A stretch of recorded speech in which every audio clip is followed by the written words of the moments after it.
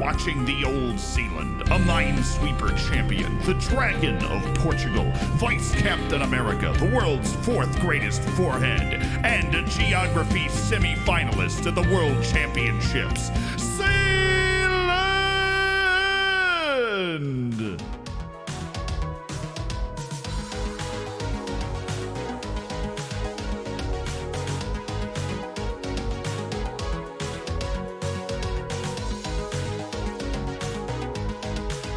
I have some disappointing news, chat. Some very disappointing news.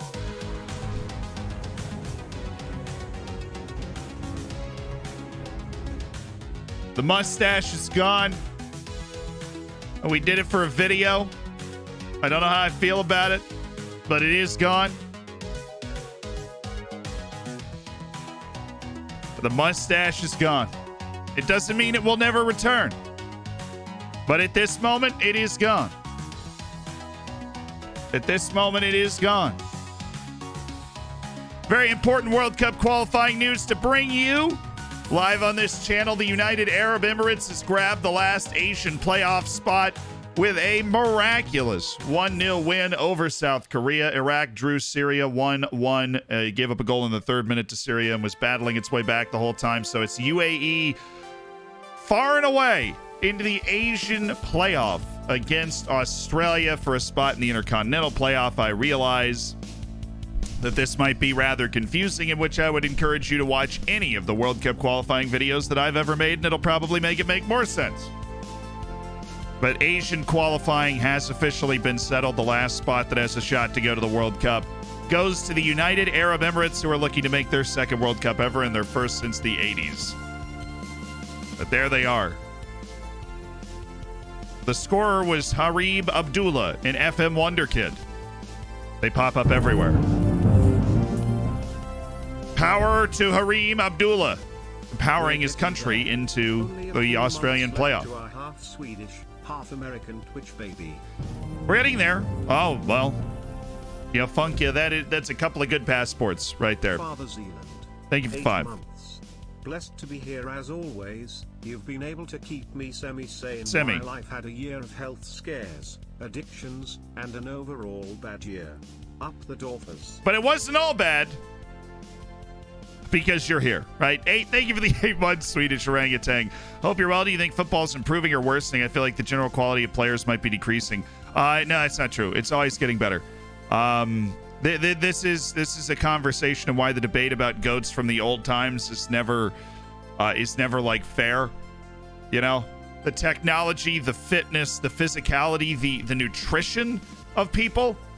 Like, do you ever just look at 2 generations ago and how short people were compared to how tall they are now? Like, the sport is always getting better, and the best player in the world at a particular sport at a given time is almost always the best player that has ever existed in that sport. It's weird to think about, but it's true. I put up this post on Reddit about 2 CB targets and got a lot of differing opinions. What's your take? All right, Sugamo came in with the $5 donation, so I put something up on Reddit. Got a bunch of divisive opinions. Are you in the Zealand Reddit, though? That's my question. Now, LOL. So what is this? I'm opening it up over here on my other monitor. Which center back would you guys buy, having a hard time choosing between the two? Okay. Let's see. You got one that's kind of all pace and intelligence, and one that is...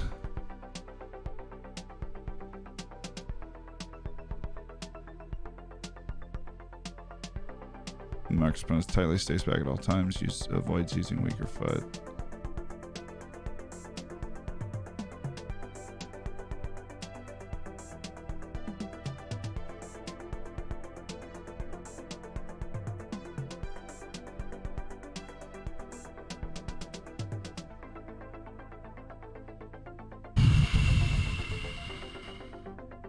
Personally, I would go with the Brazilian. Much bigger threat on set pieces. Just want to settle that for you quickly.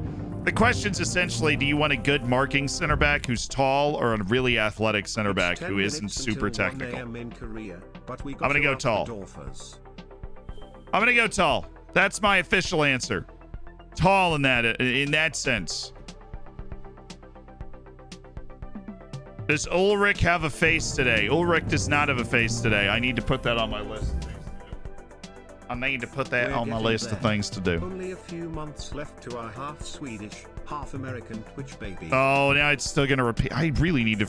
I'm assuming Stream Elements changed something with their settings, and it's messed up the way that our like activity feed reads things out, so it just like restarts when you go to a new screen, which is really, really weird. Stuarta, thank you for the 3 gifted subs.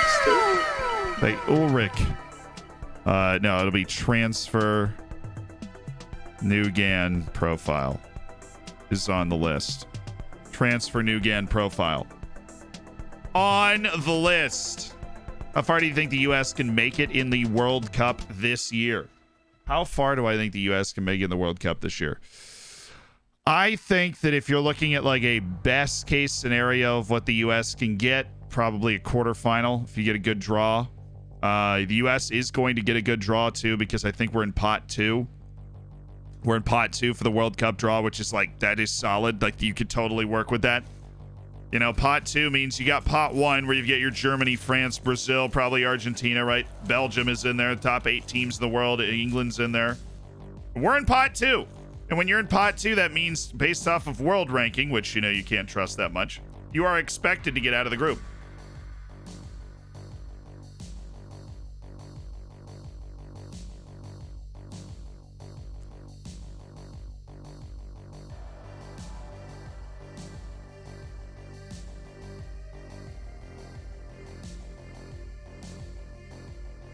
Said, who are you sporting today? Sweden or Poland? I'm not playing favorites in that one. I just want to see a good game.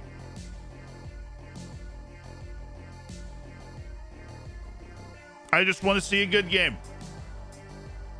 Here's what we have today. A lot of Europa League groups. The Samsung Cup is our curtain raiser, and then we've got Europa League group Valencia. We've got Leeds twice. Valencia again. A whole lot of spicy stuff going on today. Whole lot of spicy stuff. B teams for Dutch teams cannot get promoted into the second league. Okay. It seems like a glitch or oversight because some clubs like Ajax have B teams in the second league in real life and in the game. If a B team gets relegated, they cannot get back in.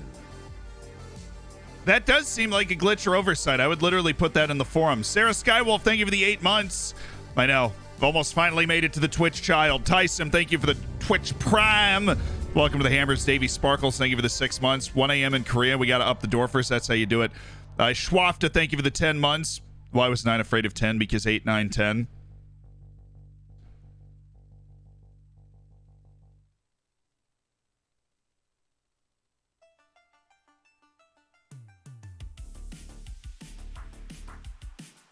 Happy 10 months. Thank you, Schwafta. I'm confused. Blocks of ice. I feel like that was the wrong order. Isn't that joke supposed to have 8 in the middle? Thank you for the gifted sub. Potty Grazioli on the 5 gifted subs. There we go. I need to hit continue, don't I? This game only moves if I hit continue. I'm very happy with it. The Trinidad loss. Bill Halter has given me hope and a reason to believe in this squad, USA. No. Look. Okay. Greg Berhalter is still not good. He is still not good. The team he is coaching is just so much better than the teams we're playing against. It's not even funny. You ever think about that? Because like I go into the match, Greg Berhalter's the U.S. national team coach, and we go into a match against Panama, and we're nervous. And I'm sitting here and I'm like, "Whoa, it's going to be a tough match. We lost in Panama City. Then we need, we probably need a win in this match if we're going to look good for the World Cup. And this is going to be." If you compare the rosters of those two teams, player to player, I'm pretty sure we are better at every single position. Not to mention we have 4 players that are 2 levels above anybody that plays for the Panamanian national team. And so, Greg Berhalter is somebody that I hope does well. I hope that the United States national team does well, because Greg Berhalter will be our coach at the World Cup in November. I do not think he's a good coach. There's an old post on the forum about it, but they did not give a real answer. They only said that if a team gets relegated from the first league, then their B team cannot be in the league with them. But that was not the question asked. Well, then you should just respond with by pointing that out. Because clearly it is a glitch, but they have to answer a lot of questions every day. They read it quickly and they didn't quite understand. So I would just submit, a different question, link the original question and say that you didn't answer the actual question here. They got relegated from the 3rd division. First team still in the 1st division. They can't get back into the 2nd division. Because what they're doing is they're just reading so many responses so quickly that, it's really hard. Their job doesn't necessarily easy either. They're going to misread a few of the things they're trying to respond to. And it's not necessarily their fault. Just, tell them, pleased with your recent form. Attaboy! A little pat on the back. I'm not, okay. Never mind. And I am pleased with your recent form, David Sestak. I think you've really been balling out. Amstetten away in the Samsung Cup. What could possibly go wrong? Sweet 16. Andy, thank you for the 16 months. Darnold, welcome back to the Hammers with the 2. Fairclaw, thank you for the Prime. Welcome. And Ultra Fresh.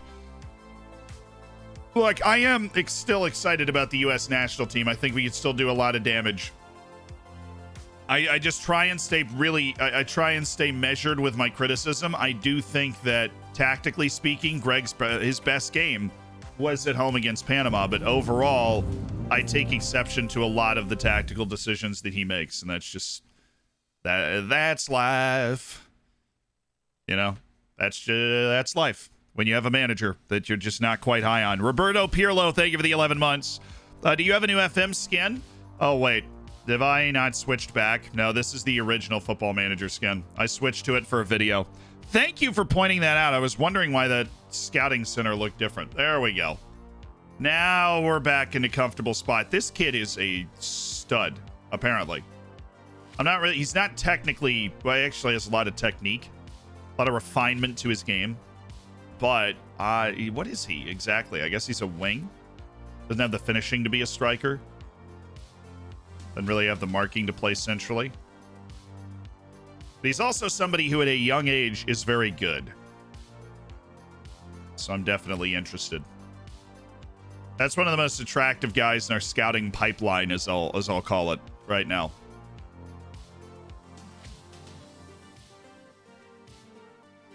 So close on Salah Al-Din, Simon Muhammad. Come on, okay. That guy's pretty good. It's not great.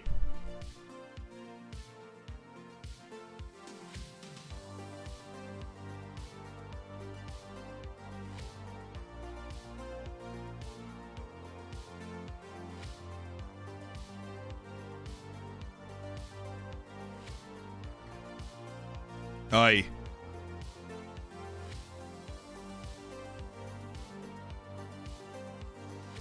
Do you think the U.S. team would be better with Jesse Marsh? I do. Sad for the Peacocks. What a run for a small school. I know. One of the best Cinderella runs in March Madness we've ever seen. Shout out to them. Did we get the Torbjornsson guy? Yes, Jasper, we did. Your U.S. men's national team manager for 2026. I mean, I don't know. Things can go a lot of different directions. I hope it's Jesse Marsh, but I also hope he has a long, successful career managing in Europe. I feel like it raises the profile of the minds in the U.S. game. Match, John Cena takes a high-impact move wrong and is knocked unconscious. He is taken to the hospital immediately. After a while he wakes up and asks the nurse, "Where am I?" The nurse says, "I see you," to which he replies, "No, you can't." Celtic v Rangers at the weekend, will you be watching? Yeah, once I emotionally recover from that joke, I'm going to try and tune in. Once I emotionally recover from that joke, I'm definitely going to be trying to tune in. Thank you for letting me know it was this weekend. I didn't actually know, but I'm going to be looking for it now. Kojo. I'm always on the Celtic side. I know there's a lot of Rangers fans here, and I don't have any ill will to you because I'm not like a passionate homegrown fan, but that's always where I leaned. Geo Cookie, thank you for the prime. Magical, I'm going to go A-. The elaborate setup, at least we ended up somewhere that was definitely a good joke. Provide your grade in the chat, A to F. When we get a dad joke submitted, got to make sure you have the right answer. We're going to give Owen Vanderhorst a break for this match, and we're going to give Baran a chance to play next to Paul Rusu. Do we have Ilko? We do, but we don't necessarily want to start him here. We need to get Gavrich fit, but this isn't the match to do that. Manuel Nira is going to step in and play for Ilko. And,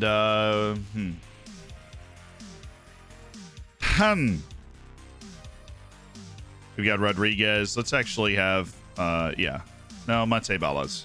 Balas is a better player. That's what I want. We got him on rehab. Good. And let's start our 16-year-old center backs. Who's down for that? This guy. Where is the other six? He's no way he's hurt again.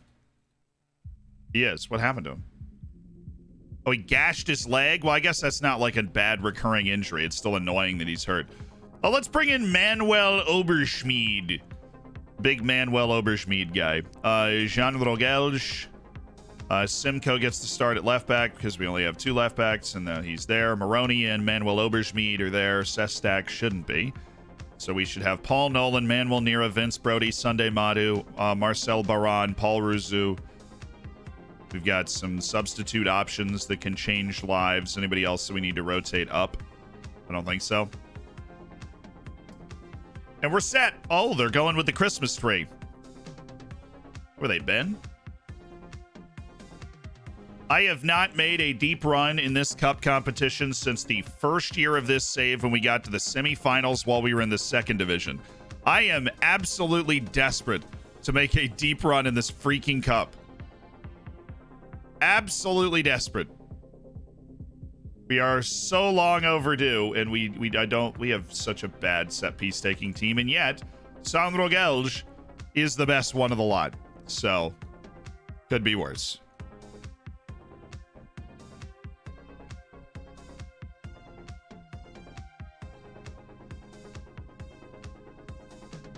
Okay, just make sure the short guys are on the posts and life is good.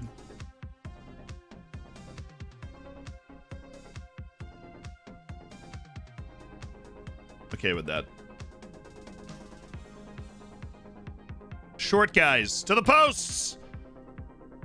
Teal posts. Short men at once. All right. Ready to play? Because I'm ready to play. Really? Celtic fan? Really? No, not really. My first ever FM save. And the reason I did that is my first ever FM save is I went to where my family was from in Scotland. And they were Celtic fans. When we were at that bar, and they were just like, "Who you root for?" Celtic. I'm like, "Oh, cool. I guess I'll, when I got back and started playing Football Manager, like, oh, I guess I'll start with them." I don't have a tattoo on any part of my body, you know? I haven't gotten in a fight with somebody because they were wearing blue. I have no ill will towards anybody. I just hope they do well just because of that. Is Ulrich injury prone? No, he just cut his leg on a slide tackle. He's fine. That's not an injury prone injury to pick up. I am an undercover ultra. I get in fights at the Rangers bar here in New York all the time.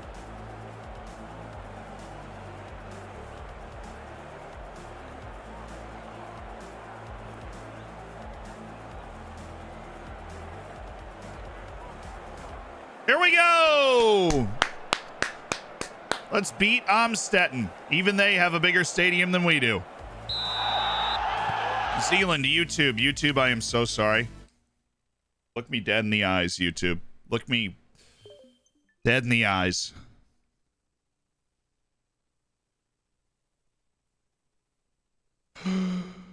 Hello, YouTube!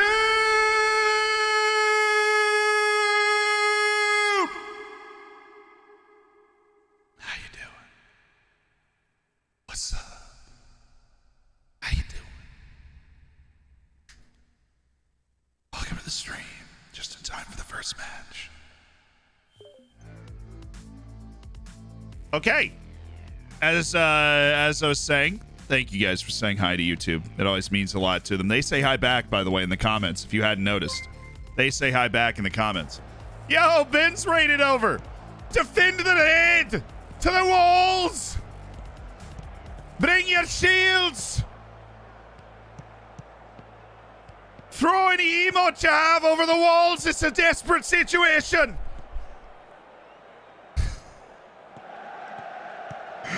Ben, I hope you had a good stream. Thanks for the raid. Good news is that we have a 20 good minutes coming out soon.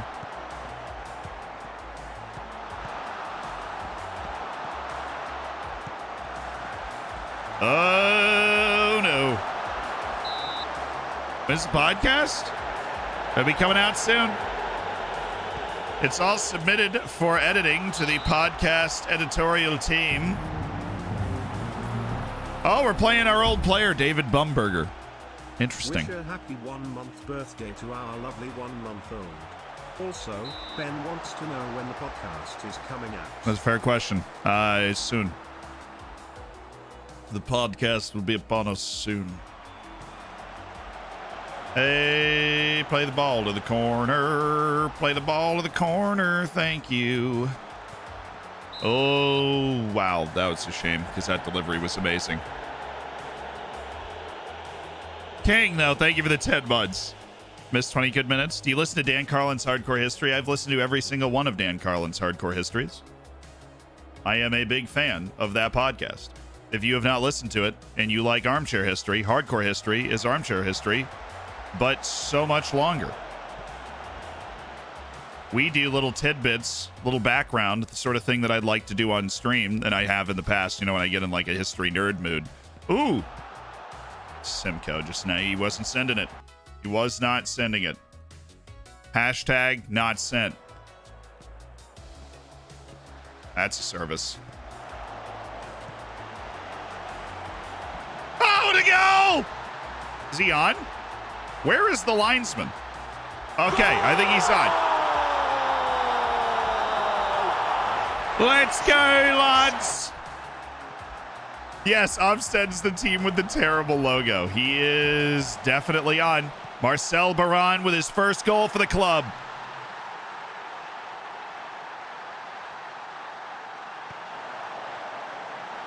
Listening to Dan Carlin while playing Paradox games, that sounds like an absolute dream scenario. Dan Carlin does the podcast that I would do if my entire job was to do history podcasts, if that makes sense. You know what I mean? And his entire job is to do history podcasts. So I respect it. I have a little free time to devote to, you know, putting together some blurbs on history that I feel like you guys might find interesting. And I'm glad you enjoy them. But Shah, this is a pretty square pitch, isn't it? Well, Ayabosa Edokpolor has about 35 acres of space he doesn't know how to use over there. Look at Sunday. Like, I realize this probably takes some vision, right? But look at Sunday Madu here. He should have made the pass earlier, but here we are. Here we are. Oh, there's Nolan. Better late than never, I always say. Oh.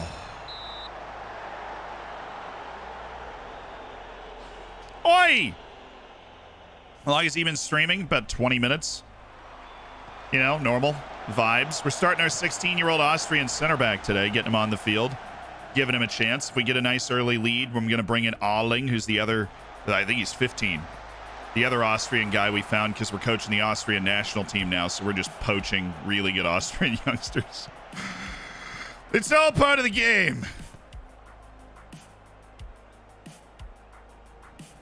Ah.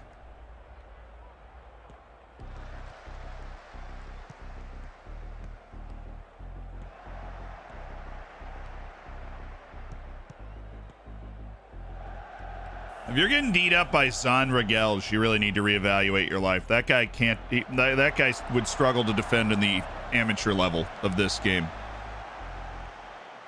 I've commented on Amstetten's square pitch before. Ah. Oh no. Oh, okay. Not good. Nice block. That was a very unrealistic looking play, but Manuel Oberschmied handled that very well. Maroney did not. Maroney left this spot, lost the header, and gave up a run behind to where he normally was. I feel like Rusu should be able to take over this game. Oh, we're in! Baran! Just kidding. Don't even know what happened. Life is good. Quick tactic question for Z in chat. Do you buy players to fit your tactic? Is I go through a save, I buy players that I buy the best players that I can, right? And at a certain point, when you cross over into year 4 or 5, where you've kind of got this idea of a system, then you get to a point where your whole team is kind of built to play a system. And once you're built to play a system, you start buying players for that system. When are you opening a Floridsdorfer bar in New York? Next year. Takes a little while to secure the permits for that level of partying.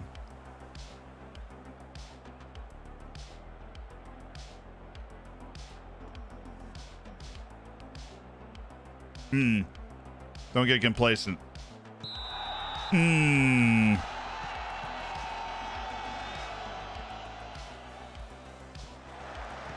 Manuel!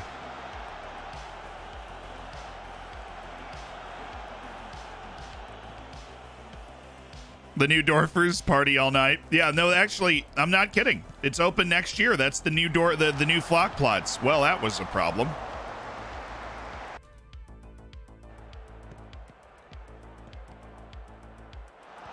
Our back line was, which could be politely described as an absolute freaking mess. Trying to sort that out. Ball, please. Thank you. God, Nolan on a yellow. It's all right. Nolan actually is, for somebody that is reckless, does not get a lot of reds. Speaking of which,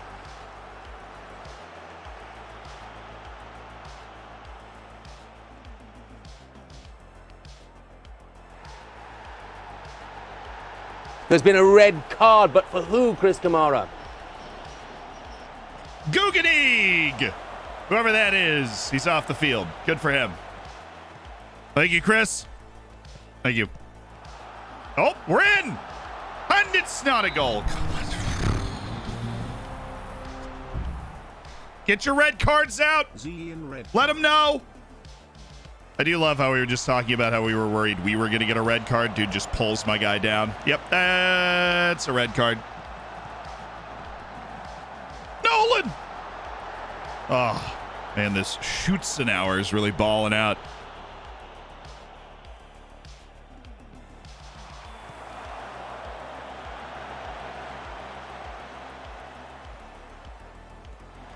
Anyone know what Dorf means in Austria? It means like village. So it's basically like, in English, if you want an English translation, we are Floridstown, basically. That's what it means. The direct translation is village. The colloquial translation is like town. Or Florenstown. Finally made it. Seems a year ago is the last time I saw you live. Well, Mamo, reset the counter because you're here. And we're vibing. We are 100% unfiltered vibes.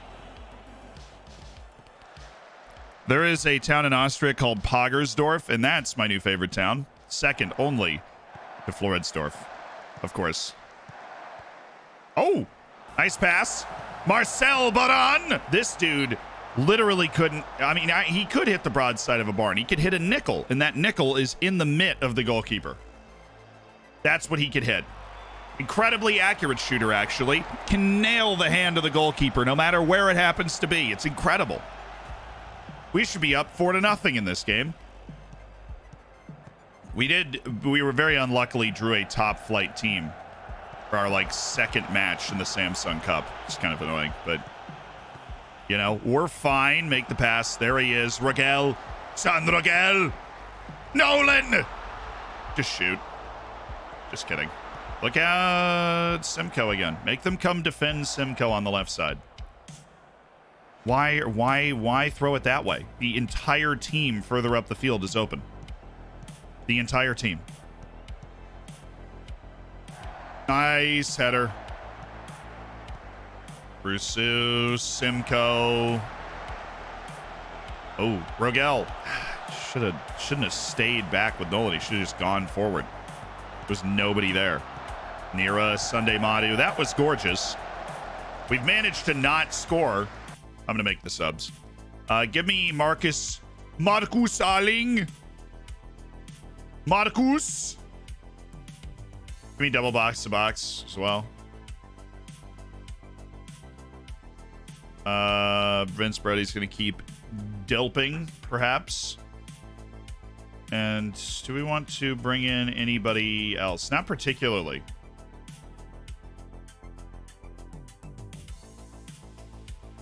We'll just bring Sunday Madu back. Life is good. Bring in Marcus Arling.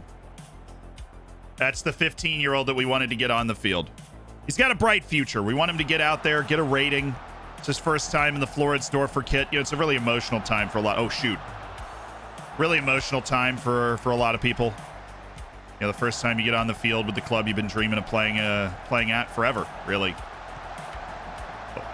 Was that Arling? No, it was Rusu. Okay. Rusu, who's been disappointingly non-explosive today.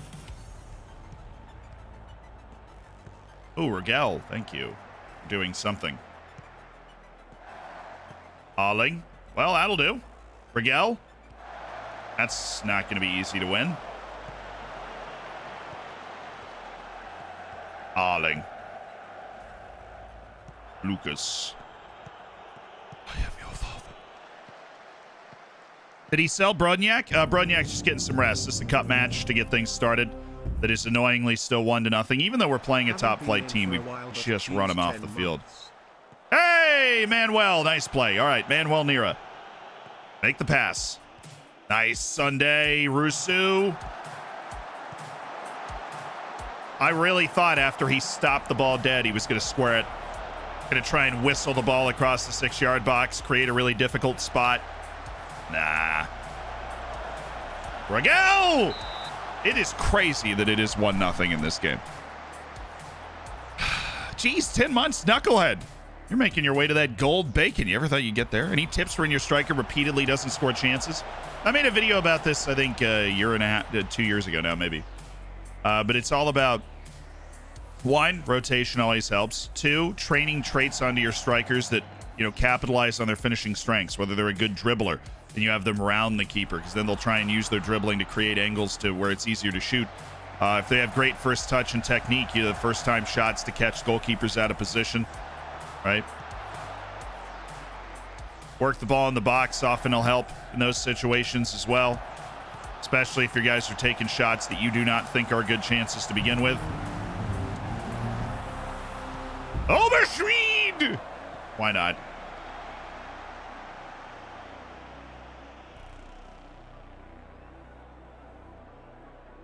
We really are just terrible in the cup.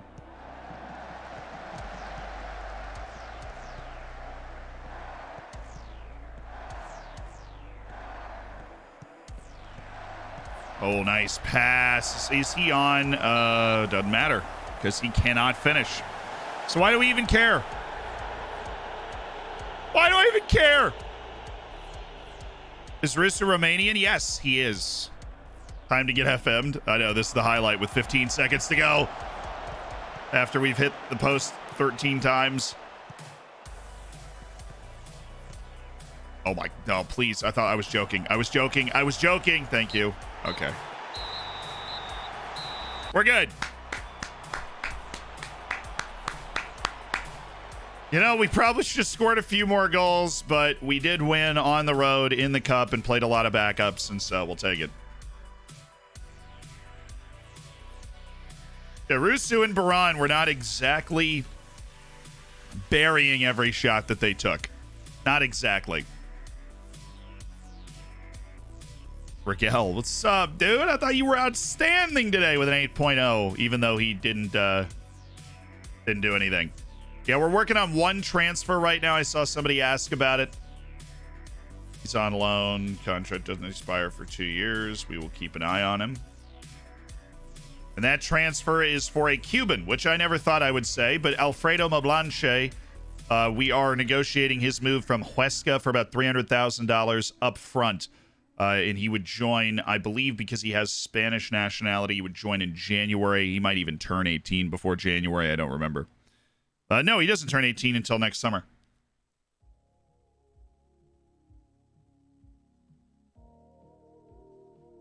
He has agreed to it, so that's good. We're just waiting on the work permit clearance, which is very dumb, honestly, in this economy. Huh.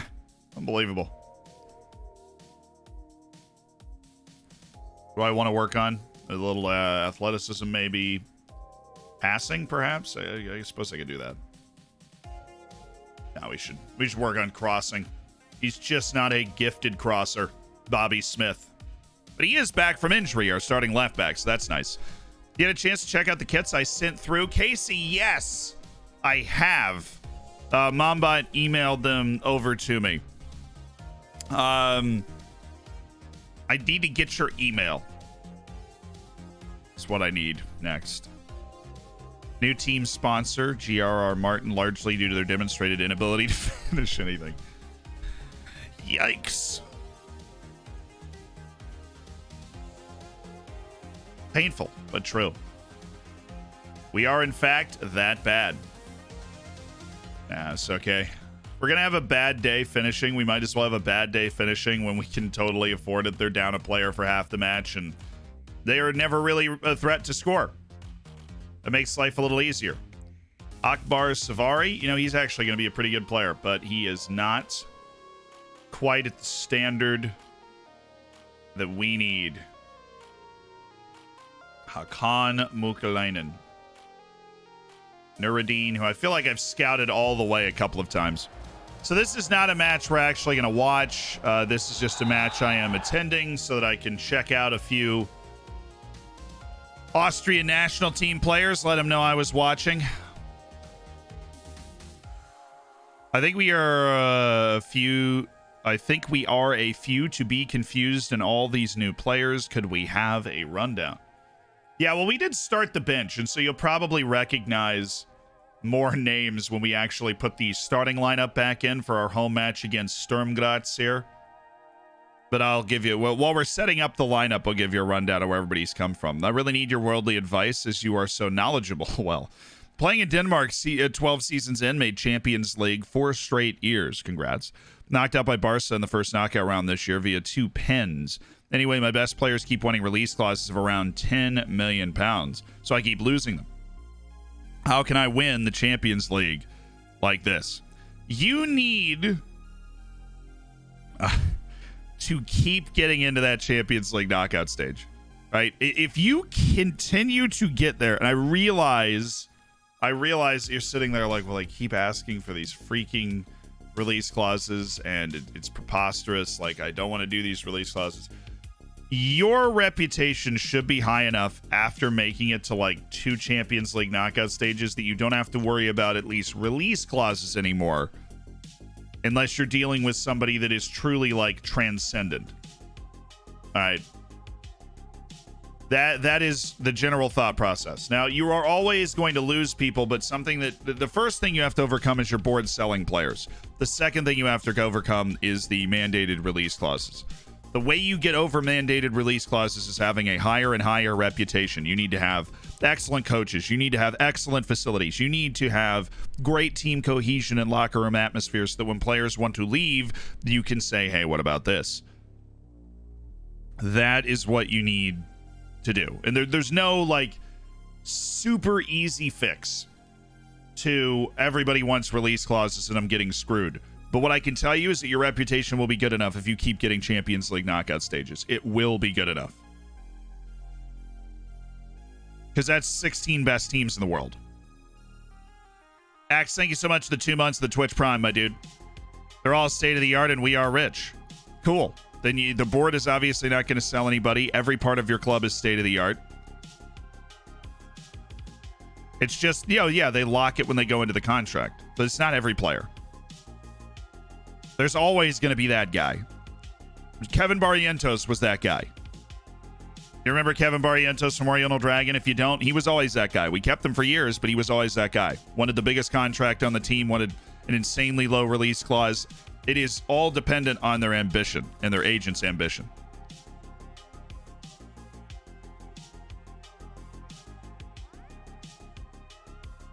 And we've got Alfredo Mablanche, who will be joining in January, of course, because we're not in a transfer window. He is a box-to-box type midfielder, very balanced, technically outstanding potential on this guy. And, of course, we've got great facilities. We're going to try and take advantage of it. $400,000 coming out of the budget right now to bring in 17-year-old Alfredo Mablanche. Incredible that one of the Cuban players that we scouted when we scouted every national team in the world has actually turned into one of the guys that we have signed. I simply cannot believe it.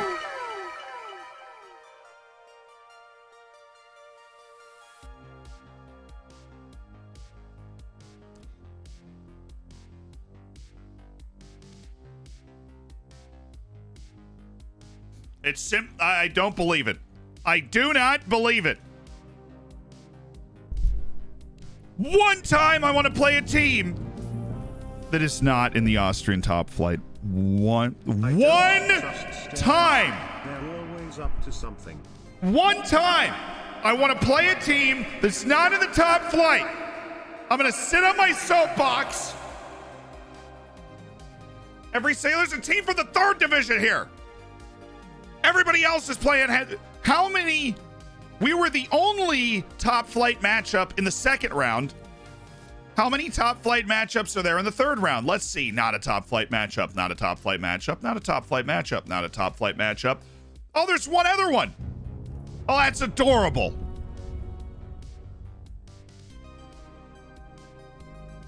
We are one of 2 top flight matchups in the 3rd round. They are trying to keep the man down. Rip6, thank you so much for the Prime. Welcome to the Hammers. And Austria FC, yeah. Austria, rock on gesture. The Dorfers. Jay Fernandez, thank you for the 4 months. Ovo, thank you for the 5 gifted. That means a lot. You will get there. You will get there. You're doing it the right way right now. You will get there. Just ridiculous tomfoolery going on in the cup. We were the only matchup between 2 top flight teams in the last round. And now we're one of 2 top flight matchups in the 3rd round. If we win this cup, we absolutely earned it. And that is not an easy one. At least we get it at home. It's Austria Vienna. They're better than Amstetten. How'd you scout national teams? I keep scouting U20 and U21 competitions. No. When I mean I scouted national teams, I meant we went to every senior national team in the world. We took like an hour and we scouted everybody under the age of 20. My scouting priorities are still recovering, but we did find some great guys to go after. And that is a time-honored pastime, honestly, within my family. The inventor of that strategy that I learned it from was my little brother. He does that all the time because he loves having obscure nationalities in his team. And so he goes by that's my childhood friend. He goes by Centurion in gaming settings. And he is really into Football Manager this year, and he was doing that recently, going through all of the national teams, the youth national teams, and looking at every one of them. And you find U20 players and you scout them. So it's a completely manual process. Completely manual process. You're scouting South Africa, right? Yes. What other countries did you add to that assignment? That was very language specific. Hold on, should only be 2 questions. Gives us confidence. We've won our last 3 matches against them, and Salzburg's in action against Admiral Vecker Modling. I expect them to do well. Right. So what other things are attached to that assignment? We sent the guy to South Africa. I think it was Morocco, Nigeria, Ghana, South Africa, because English, and he speaks Spanish as well, so you can get by in Morocco with Spanish.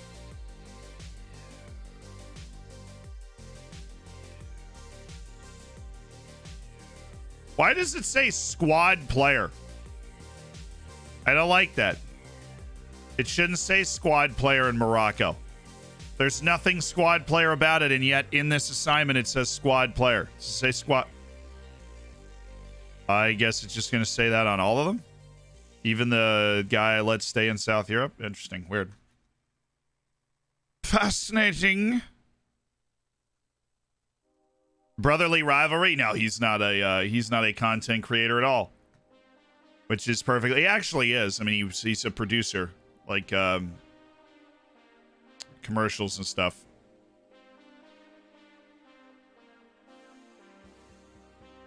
But no, not everybody is a content creator in my midst. It's not like something that runs in the genes. Like, it's something that you just fall into, right? It does say that on all of them. Like, squad is in first team. I know, but squad, the reason that I'm questioning that is not because of the word squad player. It's because squad player is one of the, like, you can denote to your scout that you are looking specifically for squad players. And that is, like, in terms of the playing time role that you would be expecting them to achieve. An important player, regular starter, squad player. That's what I mean. Arsene Vardanyan is still hanging on to decent reports. That fullback from Iraq is finally gone. Hamza Ahmed has fallen off. The Euro Cup? Oh, it's the Europa League. I haven't done the real name fix either. Need to do a couple of those things because I have the graphics and stuff, obviously, but a little behind on some other stuff. James Findella, Mfundu Arense, the South Africa cooks with the sauce. I have no idea why they cook with all of the sauce. We got a few new reports from South Africa. Gotta say it the right way, you know. Moses Badies definitely spent some time in South Africa on this last scouting cycle. Gotta love it. Wagner, no. Matthias Orevsgaard. Now we're talking. This dude came in high. The Danish league can develop players really well. I'm just going to go ahead and say it. They can develop players really well. The youth players that you tend to get from Denmark just seem to have a higher current ability all the time. All the time. Will you watch any games from the African quals? We will be tracking those religiously. Because for those that don't know, let's do a little news blast, shall we?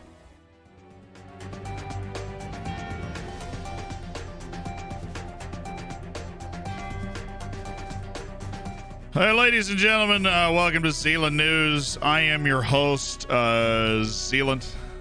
Really appreciate you joining us on this journey. We talked about it earlier today.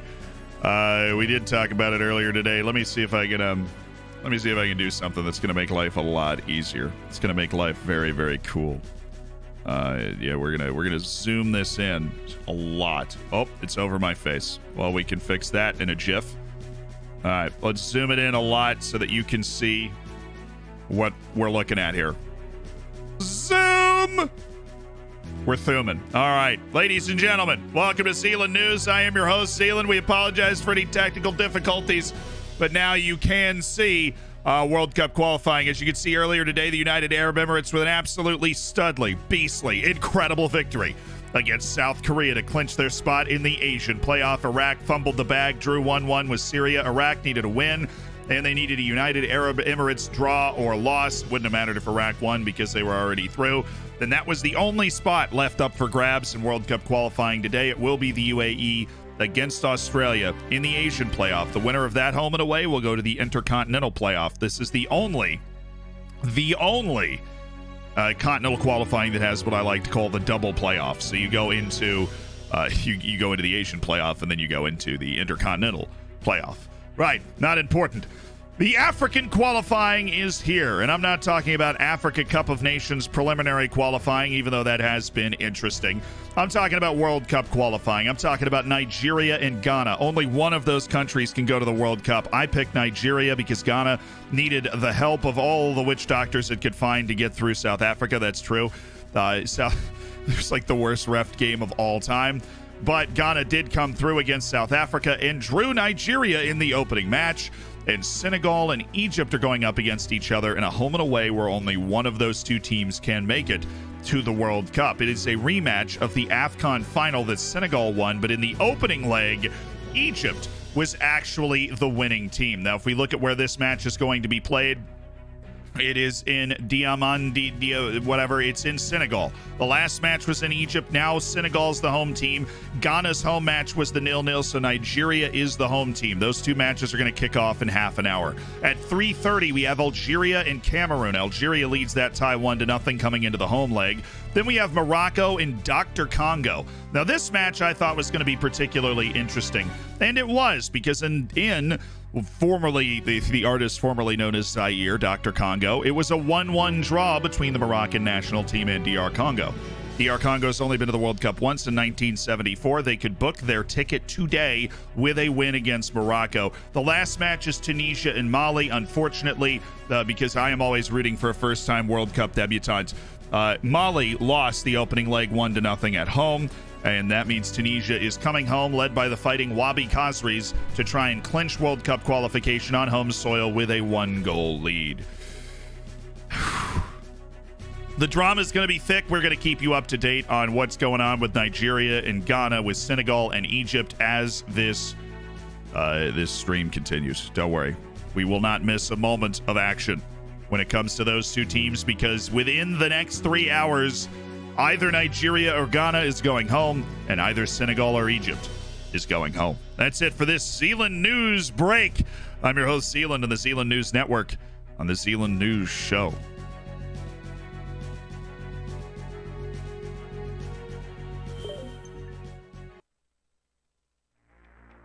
Of course, qualifying is also going on in Europe.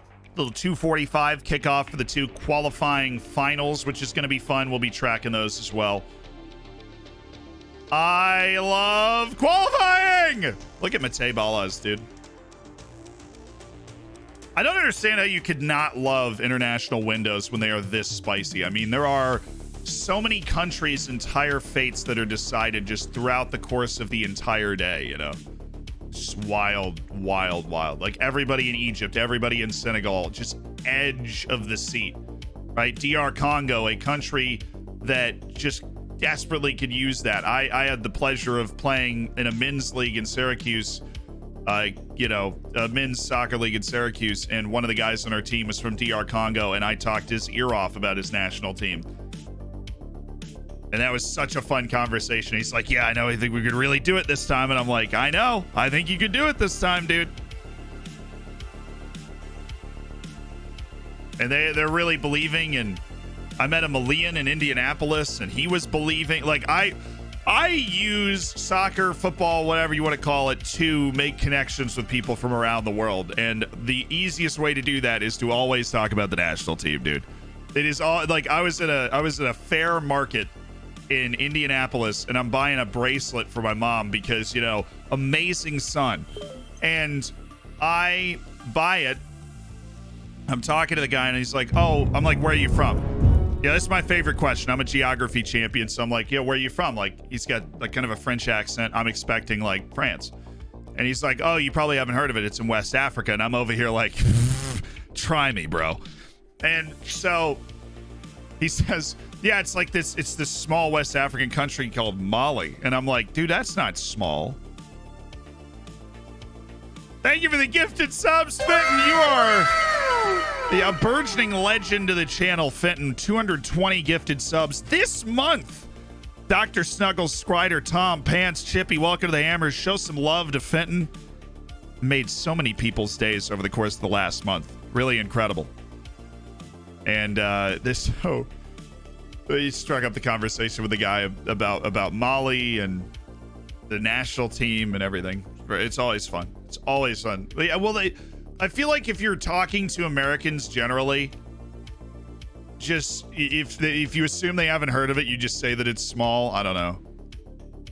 I know Mali is massive. I'm telling you that the guy said it's a small West African country you probably haven't heard of, because we were in Indianapolis, Indiana, and I was probably one of the 4 people in the state of Indiana that could find Mali on a map. Love my time there. Who will play Syria in the next stage? Nobody. Syria is done. The United Arab Emirates and Australia will play in the next stage. What's the second biggest city in Bosnia?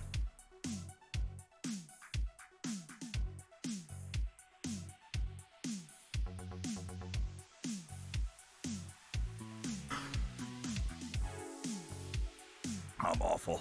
Oh, that was the worst joke ever. I'm so glad I didn't say anything.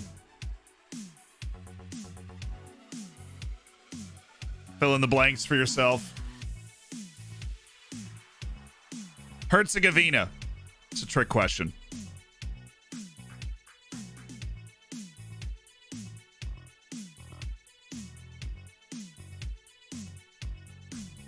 So there's a small country in Eastern Asia called China. It's whatever. The dude just said it's a small country in West Africa called Mali, and I went, dude, that's not small. I told you the whole story. I'm on board with you guys. I was like, it's not small. It's like, yeah, people don't usually know where it is. I'm like, yeah, you're right. You know, you're one. They are one of the Saharan trade states. Mali is one of the Saharan trade states. The bridge is across the Sahara.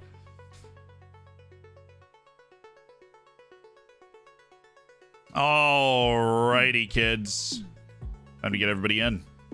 All the real OGs with the goal scoring chops, you know? Sestak, Gavrich, Vanderhorst, Ilko, Simcoe still for some ungodly reason. Is Bobby Smith cleared? For 75 minutes, no less. So we can get him back out there. That's good. Bobby Smith. We'll give Simcoe just a little bit of a break, because that man just started way too many matches, to be honest. All right, we got Rusu. We've got Sunday Madu, who's going to start again in spite of Owen Vanderhorst. We're actually going to start Sunday Madu down there. Have Vanderhorst up here. Pablo Rodriguez there. Ilko coming off the bench since he is not a player on this team anymore, and we have promised playing time to Sunday Madu. We are going to give playing time to Sunday Madu. Huzzah! My good person. Kedishvili is a little tired. I may make a recommendation to maybe not play him. He seems to be wheezing while warming up. Just thinking. I didn't change my center backs at all. I would like my starting center back pairing, please. Goodness. He's suspended. Yeah. He's suspended. Fair enough. Our Bojan Brodnjak is suspended because he got sent off in the last league match because we were playing against Salzburg, and that's just the time. If you're asking anybody, I mean, that is just the chic time to get sent off. It is. When you're playing against the other good team in the league. I simply can't think of a cooler time to get sent off and really make a statement about how cool you are.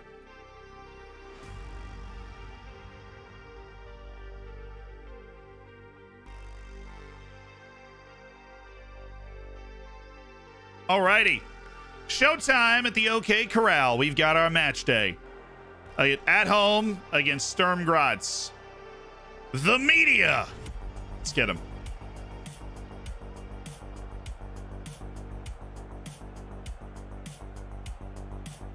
Cool.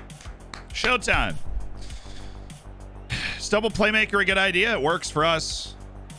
They're on completely different levels. They get in each other's way every once in a while, and we do use attacking midfielders sometimes or defensive midfielders sometimes.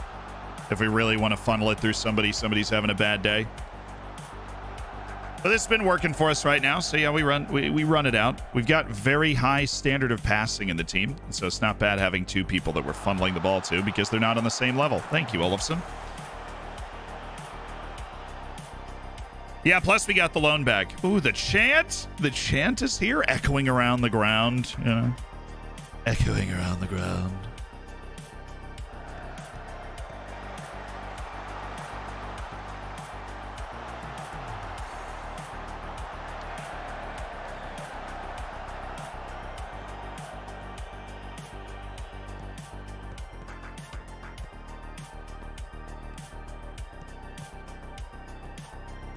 That's lovely. That is simply sublime. We have passed our way through.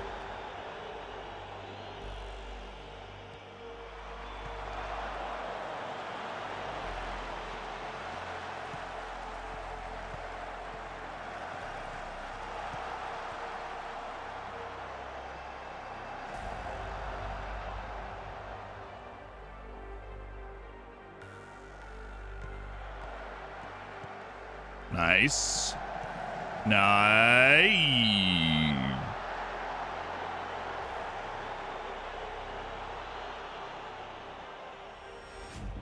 Hey, congrats to the man. I see you. Big ol' accomplishment. What's going on with the stadium? It'll be ready for the start of next season. Nice 18,000 seater. What a terrible pass by a great passer there. Just objectively awful pass. It's all right. We seem to be leaning into this match now. Give me that corner. And ball back to the corner. They didn't. Oh, yep. Perfect. Owen. Oh! That looked good, didn't it? Yes, thanks for the 14 months. Great effort in the showdown this last time round, my dude. Oh, he's offside this time. I hope you had fun. That was one of the highlights of any showdown, seeing you get randomly thrown in there at the end.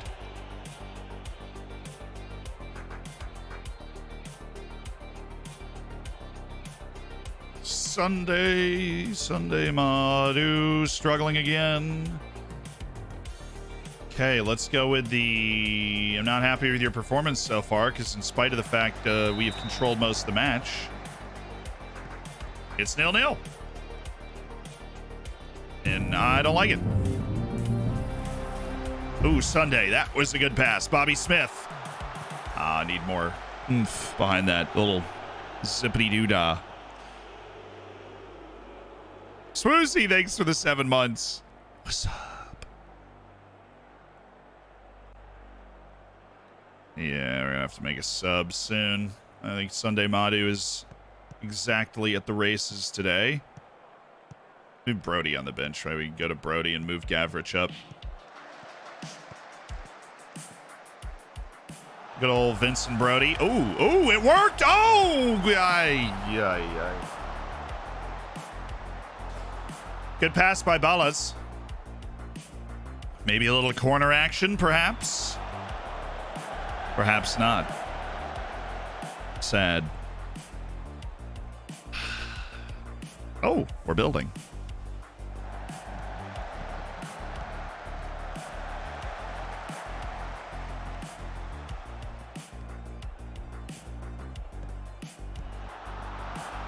Oi!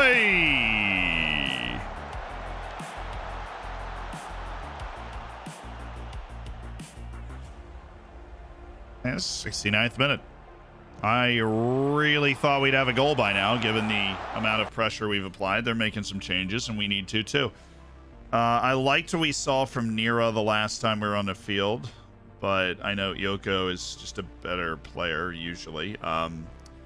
We're going to go with Pavel Yoko. And no, we're going to go with Vince Brody, actually. We're going to move Gavrich up. We're going to put Gavrich on that. We're going to put you... not on Carlero, but on box to box, and Vincent Brody moves in and takes over the deep lying duties. Now that is going to mess up our set pieces a little bit, so we are going to have to check that out. We're going to take Gavrich and put him there, target him, and we're going to take him, put him there, and target him, and we are going to make sure that he is somewhere he needs to be. Should be right there. Helps to have one tall guy. All right. Considering other substitutions, give me Paul Rusu. A forward of imminent quality who hasn't quite turned it on yet. And third substitution, maybe we go with San Rogel, who is a very good forward fullback, instead of Lima, who seems to be struggling. Should have Rogel on the bench. Oh, yeah, we do. I made that change late. Oh, Vanderhorst, nice. It's all right. Little pass to Sestak. Gavrich!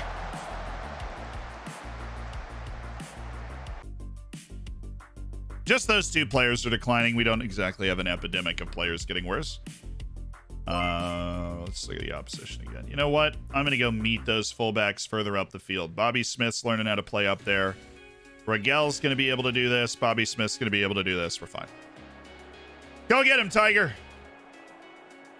We kind of need to pick it up now, because even though we've been kind of lollygagging around here, there's 10 minutes left and we haven't scored in spite of our really significant dominance in this game. And that obviously bothers me. So let's go ahead and chuck everybody up there.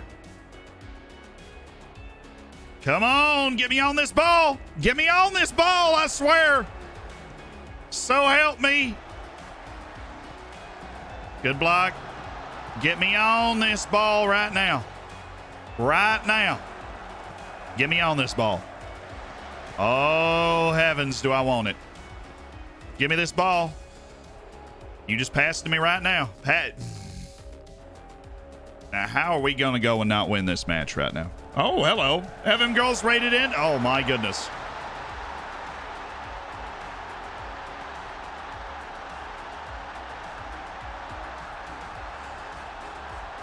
Thank you for the raid. I hope you had a great stream.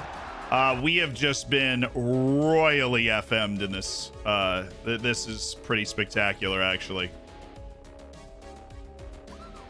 Yeah.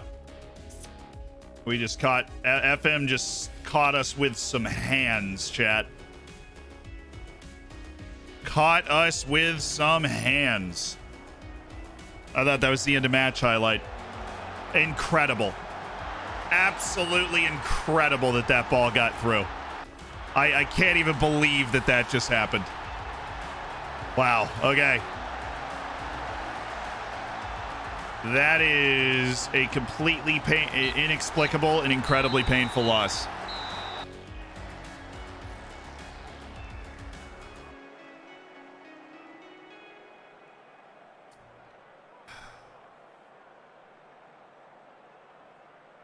All right. Yeah, in a home game. That hurt. Moses, thank you so much for the 10 months. Yeah, one shot on target. It was a tap-in after dancing by both of my center backs. That was half of their XG. So, I mean, more than maybe. It looks like it was more than half their XG. It was definitely more than half their... It was like 0.5. And they got it in the 93rd minute because I'm just mad. I'm just like, there's no reason for that. That's ridiculous. And it's that sort of stuff that really hurts our chance to chase Salzburg down, honestly.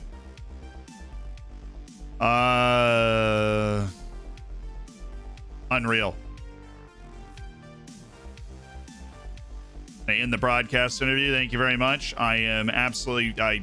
I simply cannot believe that's just happened, so we're just going to forget that it did.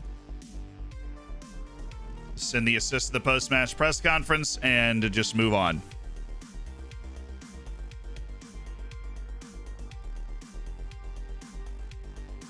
Wow. That was fun. It was such a clean FMing, too. I mean, they caught us right when we had no chance to tactically respond by, like, absolutely going for it.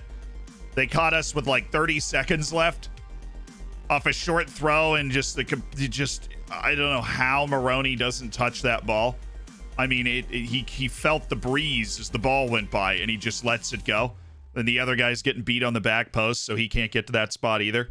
I do like that Vince Brody is actually improving. This is a revelation for us. Okay, now we're in Europe. You just gotta refocus. We are in Europe, and all is good.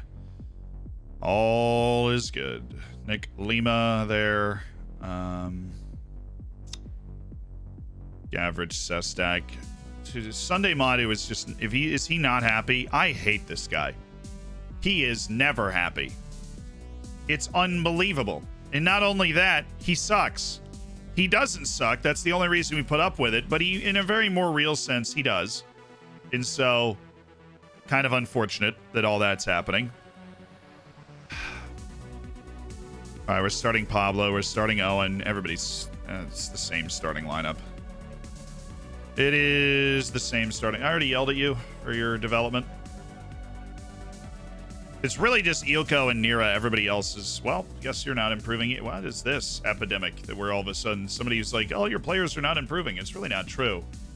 But 3 is certainly more than I would have thought. Like, Vanderhorst is getting better, like an absolute titan of industry. Balas is getting better. Oberschmidt's getting better. Simcoe's getting better. Turden's getting better. Marcus Alling's already cleared. Brody. Mixed bag from Pablo, Borodniak, Baron, Rusu, Gavrich. Even Elias Raffin Olafson's getting better. Bobby Smith's getting better through an injury. Joey Croston's there. Sunday Madu's improving. It's just those 3 guys, I guess. Manuel Nira, Paul Nolan, and I guess David Sestak, too. And Pavel Ilko. I'll yell at him as well for lack of development. Wow, that was an annoying result. Wow.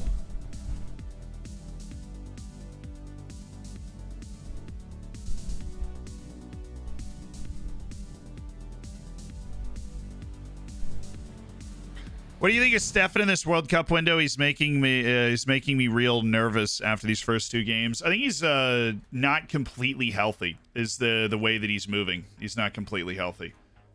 Suggested Austria squad. They want to bring in Donaluk, Gerbich.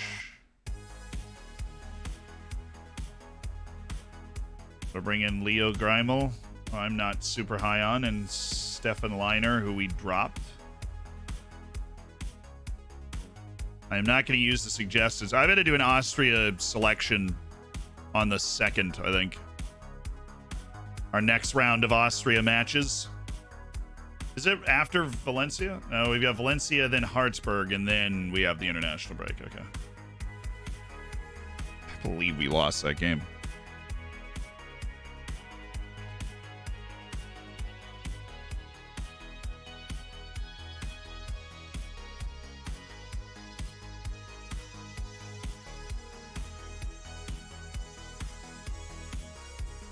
Julius Eskison. Nope. Goatswan Vu, on the other hand. Always high on some Goatswan Vu.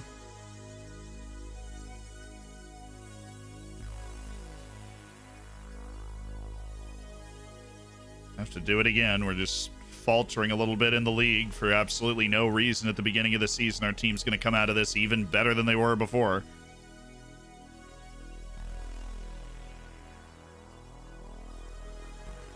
Prioritize Goatswan Vu, and we continue.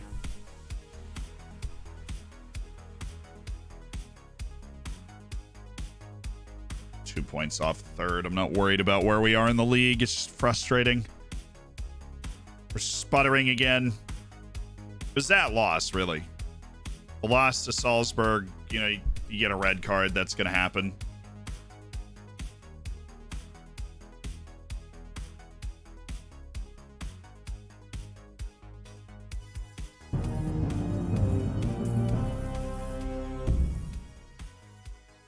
"9 months. Thank you, Zed, for being this amazing guy." Thank you for the 9. Ripley. Hope you're having a good day. Anybody stand out? Weber at a 6.1. Lamer at a 6.4. Pence, however, at a 7.9. Pretty baller. Marco Grul.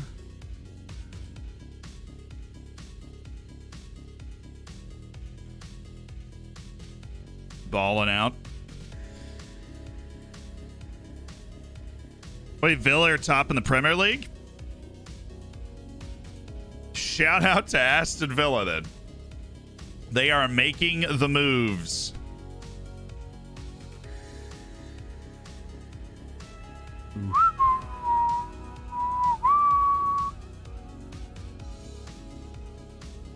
Yeah, Villa and West Ham, biggest clubs in England in my book. So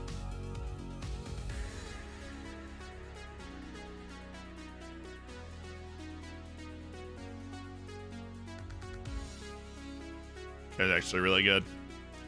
My scouts hate him. It's one simple trick that'll make scouts hate you, but Zealand love you. Be old. Sabitzer should be dropped by Austria. Dude, he's on Manchester United. That's all we need at the Austrian national team. Somebody who can make the bench. Hey, Burton turned 18.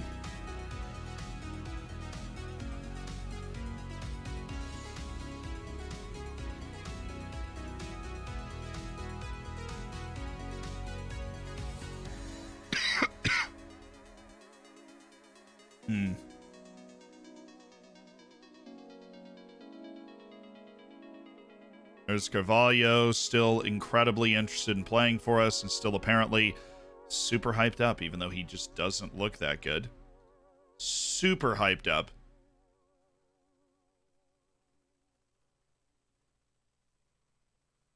Bodzim.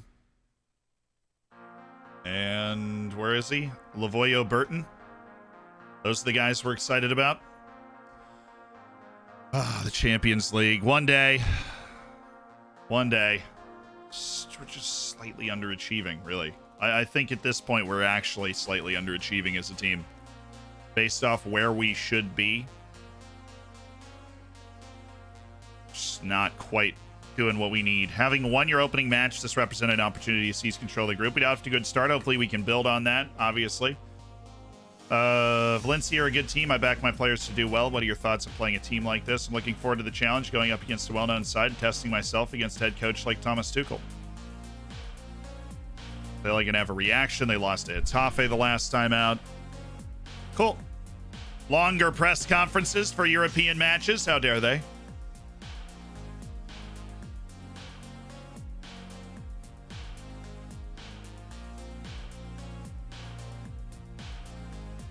Fight me, cutie pie. Thanks for converting to a tier 1. Not LeVar Burton, but close.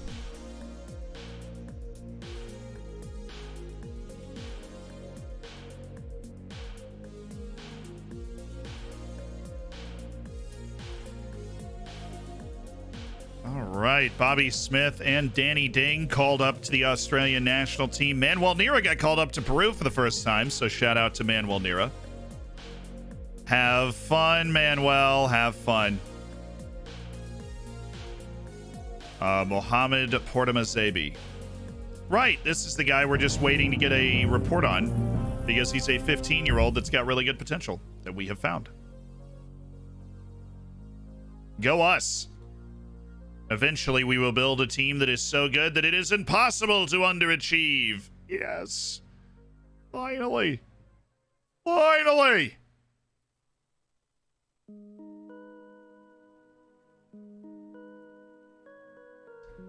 I don't know. Maybe we're achieving exactly at the level we should be because we were just dramatically overachieving before. My expectations are distorted for what we should be capable of, but I feel like we're capable of more. Felix Sicald.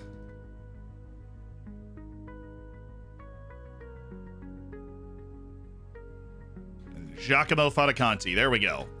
Scouting continues. Valencia on the 1st, Hartberg on the 4th, and then international break where we coach Austria.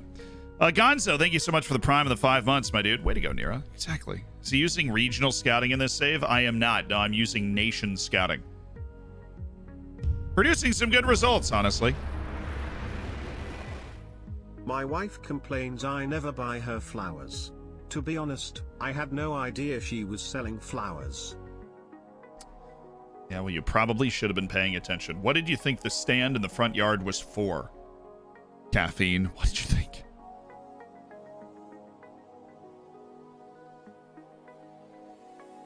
What did you think? It's a B, though. It was solid. I agree with chat. I'm going B.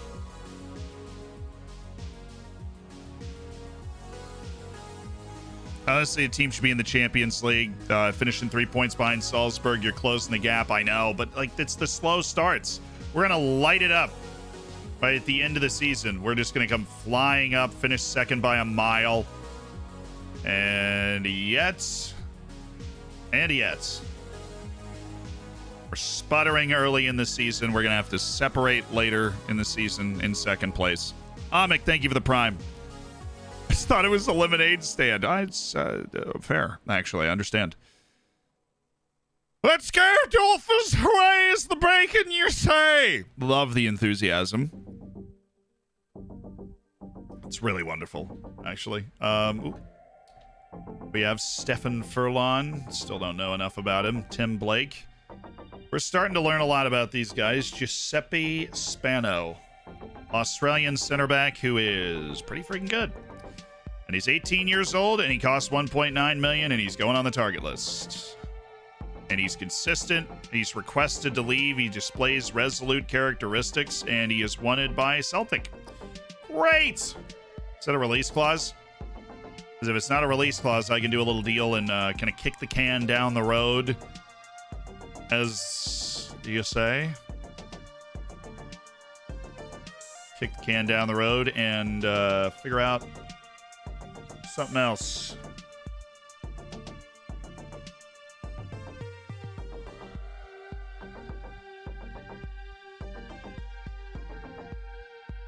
Little installment actions, what I mean.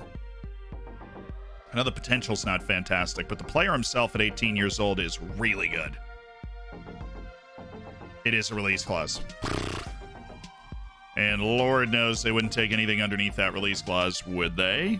Of course they wouldn't. You know the answer. Why are you doing this? Of course they would not.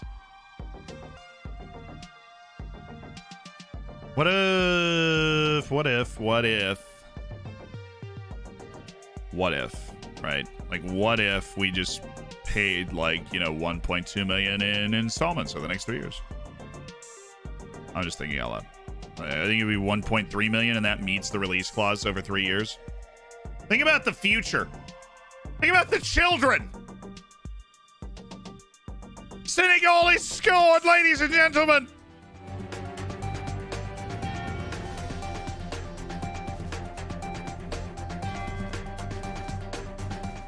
It is all square now. Senegal is scored in 5 minutes. Absolutely brilliant. Boulaye Dia for Senegal. And the aggregates level between the Senegalese and the Egyptians. Unbelievable. Nigeria and Ghana are also going as well. Welcome to Zealand News. I'm your host, Zealand. They're in the 5th minute, and we will be tracking those. I'm going to have it up on my phone, and we will be watching it so that, we don't miss a moment of the action. Hey, Karen! I need a coffee. I've been on set for like 4 hours, okay? This is getting ridiculous. People need to stop qualifying. They need to all play at the same time. I can't possibly be expected to focus this long. Thank you. You're an absolute hero. Despite what your name would indicate.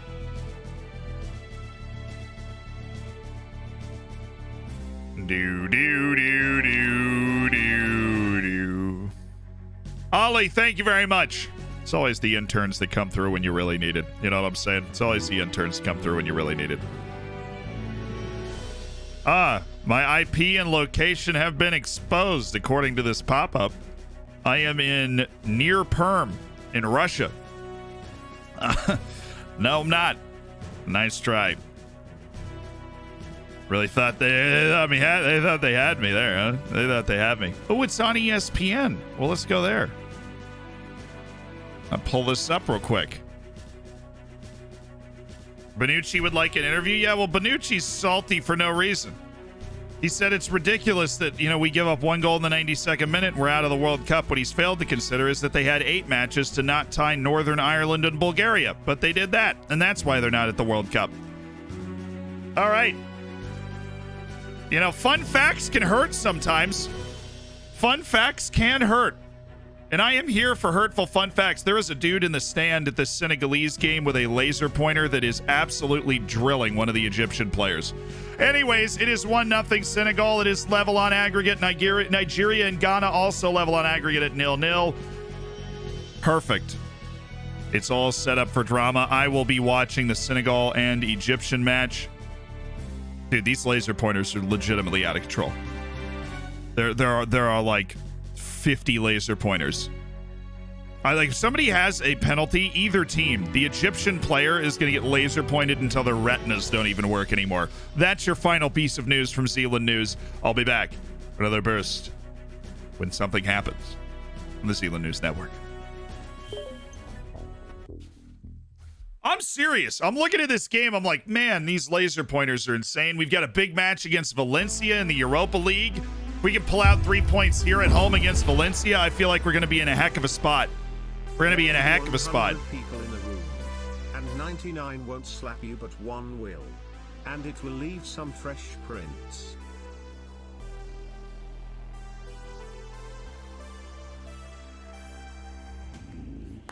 I'm going to go with an A-. But 1 will.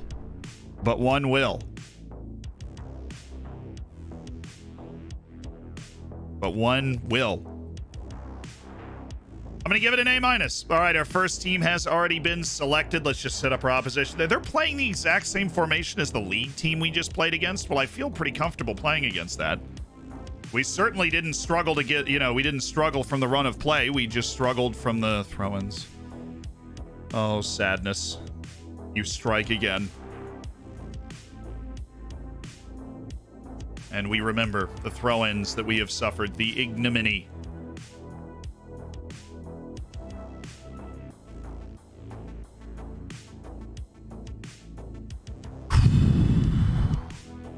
Europa League group stage against Valencia. Let's get after it. Bojan Brodnjak is back in the field. Team is ready. The team is ready. Oh. Okay, here we go. No pressure on us. I'm just going to alleviate the pressure. Absolutely no pressure on us. Nobody expects us to accomplish anything in this match. What's the mood in the locker room? We're a confident bunch. Oh,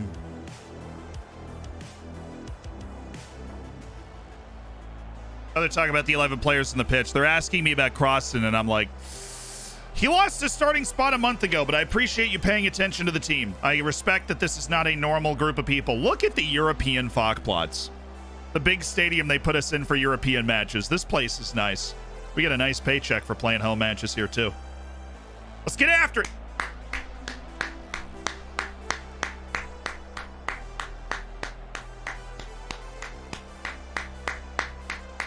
What's your throw-in routine? I throw it short, and I've got 3 of my best passers short, and then I get some big bodies long.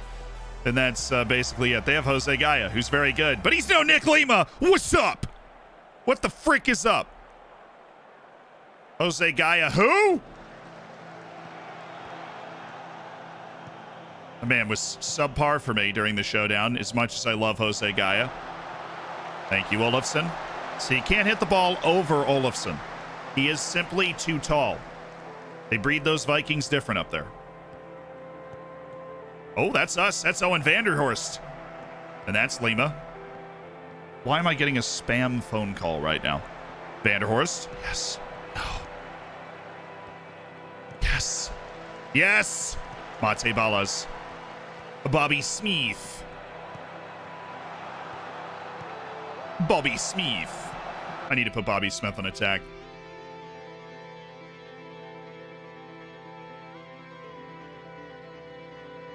That's what I want. That's actually what I want. Okay. Balas. Oh, he's got Pablo! Oh! He's outside! No!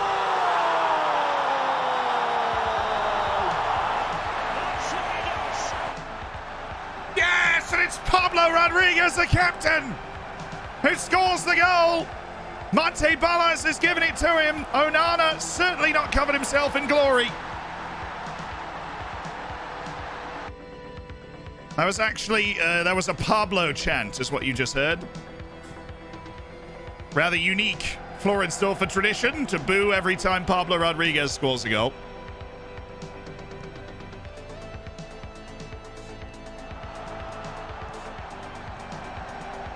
Oh, good block, stay, good save.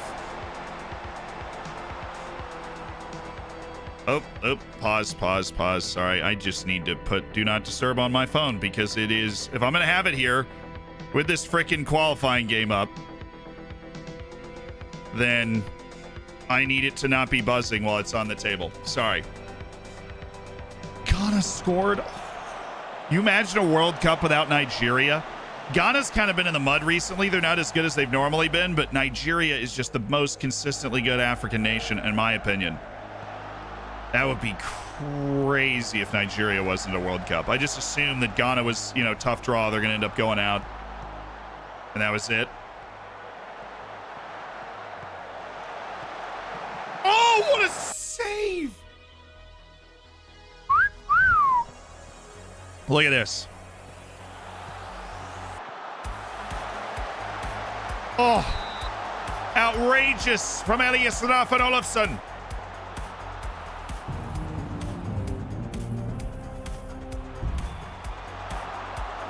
In defense of Papa, I got him from my Andorran team in my 9th season and he is the top scorer of the CL midway through the group stages. Also, a year. Yay. Hey, impressed us. Nice. Well, that's good. You had Pablo Rodriguez, too. He's just a good advance forward. Good leader as well. Sunday, that was a bad pass.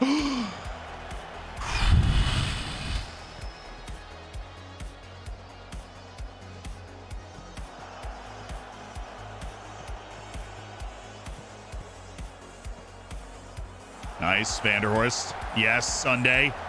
Mate, look at the wing. Good. It's a good change to the level. Vanderhorst able to pick a pass out. Bobby Smith should pull it back. He did. Ref! Ref!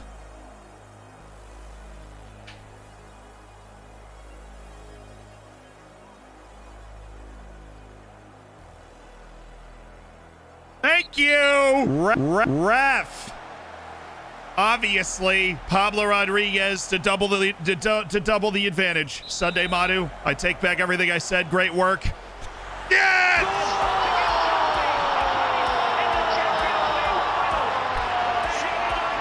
Come on, lads! Come on! The captain with the brace. And Florensdorfer is flying. 2-0 against Valencia. That's what's up. It's the type of result we need if we're going to be able to take the top spot in this group, which I said I believed we could do. I really, really, really do believe we can do this. And we've come out and we've made the right plays. We forced them into tough shots because they've got the quality to create chances. We just need to keep them off the doorstep. We've done that. Whoa, Bobby Smith. Can't get beat like that, Bobby. We cannot get beat like that. I'm going to do a little adjustment here.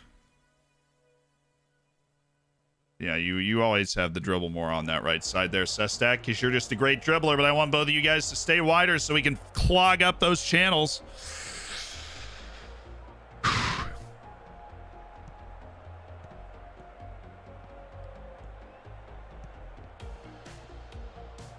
That's all right. Nick Lima, well, that was just freaking disgusting. I think we got to be okay with that. If they're hitting first-time passes like that, we're toast. Thank you, Sunday. They just like they get in a huddle over here. after a corner is taken. It's crazy. Bobby Smith. Ooh, no. Bala's got to turn around, bud. Need you to turn around.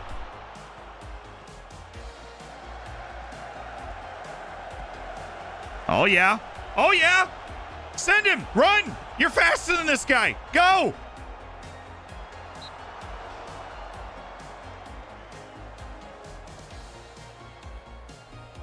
Dang it.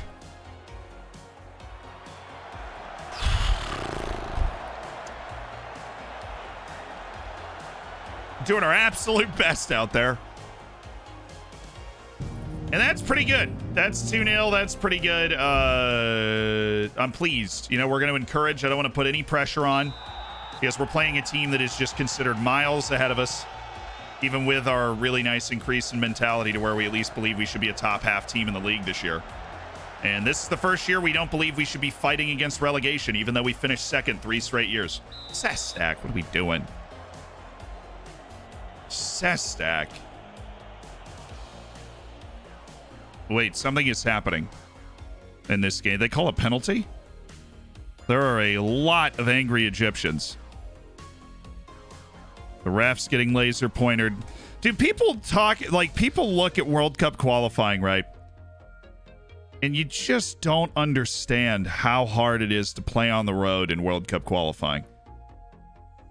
In, like, every continent. And Europe's got some really tough places to play. It wasn't a penalty. Okay, it was just some argument about a card, I think. It is so, like, when you're unable to enforce the rules as well, like, you're not in CONCACAF and Africa and South America, it's just chaos. There are laser pointers everywhere. People are egging your bus and setting off the fire alarm in your hotel, and it's just, like, ridiculous. So when we started our qualifying with a draw at El Salvador, who was playing in the final round of World Cup qualifying for the first time in, like, 20 years, so you knew it was going to be absolutely wild. There's riot police all the way around the field, right? And we drew against them 0-0. I wasn't even that worried because I'm sitting here and I'm like, that is a really tough game to play because they are about as fired up as a country can be just for this. Their first match is at home against the U.S. and they haven't been in the top round of qualifying in 20 years. They're ready for this in a really angry way.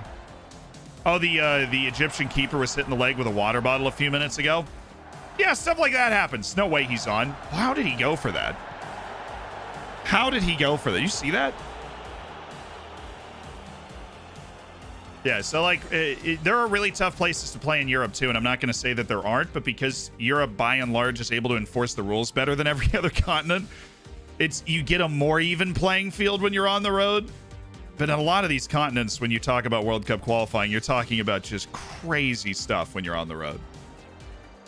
Including this. Like, the fact that Senegal gets the second leg at home is huge. And Nigeria, but they haven't exactly taken advantage of that. Basalogueres. Get him out of there. Get him out of there. Get him out of there. Is that Smugdoka? We're doing a really good job in this game, by the way, of limiting clear chances. We're giving up contested headers. They have 10 shots, averaging less than 0.1 XG per shot, which I'm happy with. Oh, Bellas!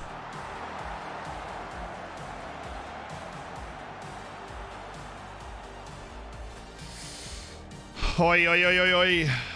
Third goal would be wonderful, and we have had a couple of looks at it. Nira. Oh, Ballas is so freaking fast. Oh, you... Right. Good pass. Good idea. Manuel Nira, first, about to get his first appearance with his national team. Ooh, Bobby Smith. Pull it back. Thank you. Nira. Vanderhorst, this is good. He should have... I gotta turn the... You have to turn the other way.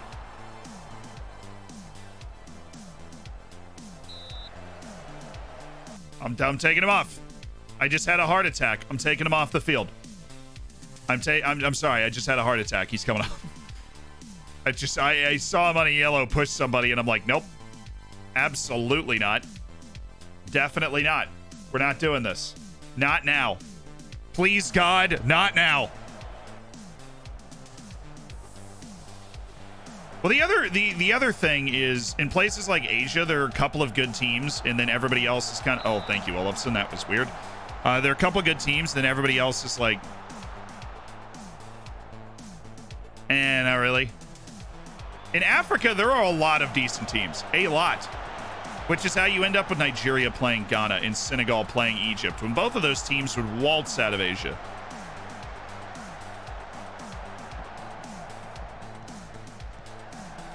Or all four of those teams would probably waltz out of Asia. Or at least make it very interesting. Asia's low-key like actually the worst continent for qualifying. Because I initially, when somebody asked me this question, I said CONCACAF. Obviously, CONCACAF's the worst continent for qualifying. Oceania notwithstanding, right? Because they only have half a bid, and they're like... Nolan! Cheese and crackers. Nolan just went for the goods there. You see the lead score on the bottom left? They're beating Dynamo Kyiv 4-0. Now, only two continents have ever won a World Cup. South America and Europe. No other continents ever won a World Cup. So, there's like the three other continents, which CONCACAF, Africa, and Asia. And I was like, oh, no.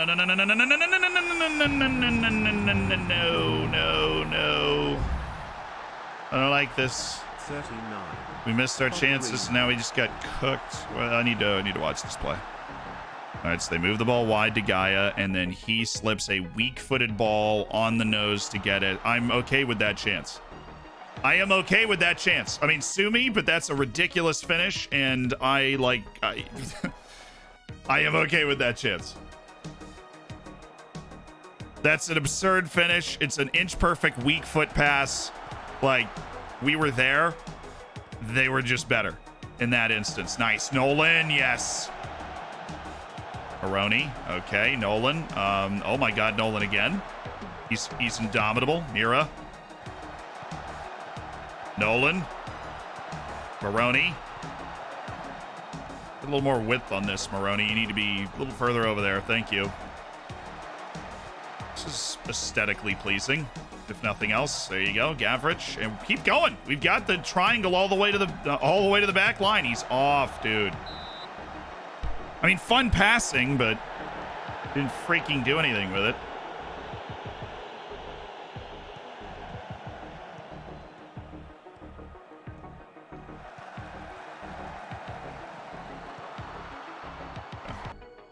I am okay with that shot, obviously. We are going to draw. You.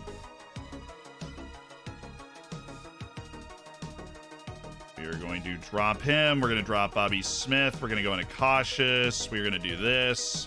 We're going to take this down. We're going to drop that. And we are going to regroup, slow the pace down when we have the ball. All right, let's end this game. Let's end this game. Let's save this shot. Let's what the f.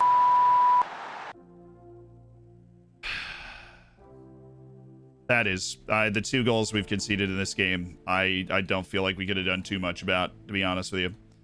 That is frustrating, obviously, but oy. Nice free kick.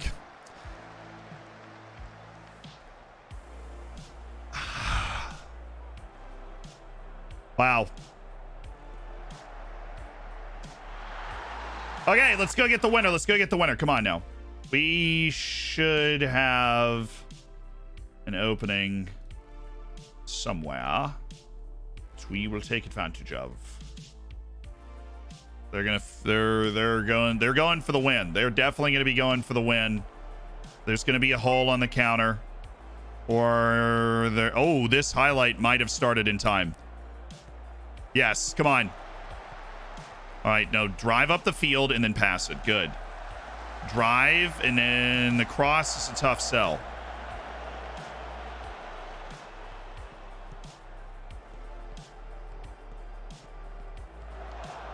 That's actually us. Okay. Brodniak. We want that dramatic winner. Let's go. Let's go. Mira. Owen. We're there. Oh, come on, Olofsson. Come on, Olofsson.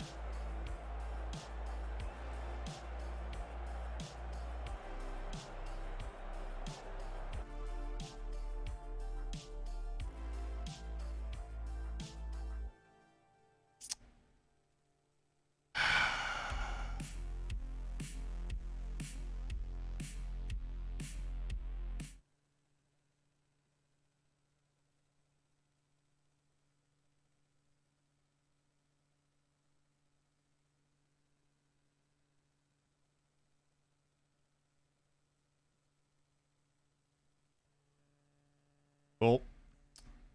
Cool. Loved that. Loved every second of that. Playing against a team that's worth 100 times what our team is worth, and we actually outplay them and we still lose. That is a really special level of hell. What color is the wind? Blue.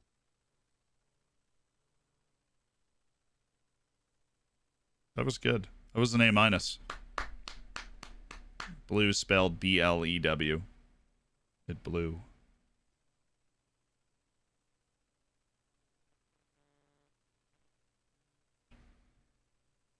Hey, Brody.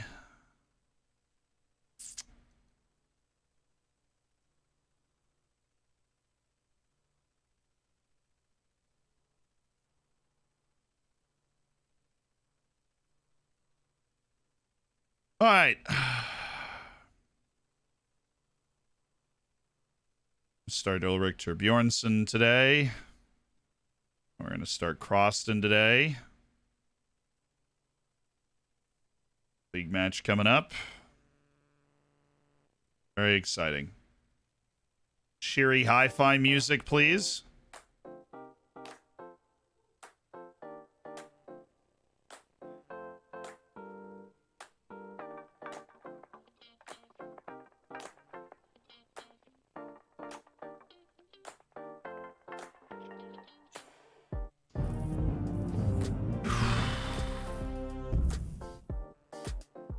Two guys walked into a bar. The third guy ducked. Bellingham needs to move out of Dortmund if he wants to reach his full potential eventually. It's been a tough day at the factory. We have been FM'd twice in a row to after our early win in the stream. So we need bounce back vibes, chat. We need bounce back vibes. Oh, that was excruciating.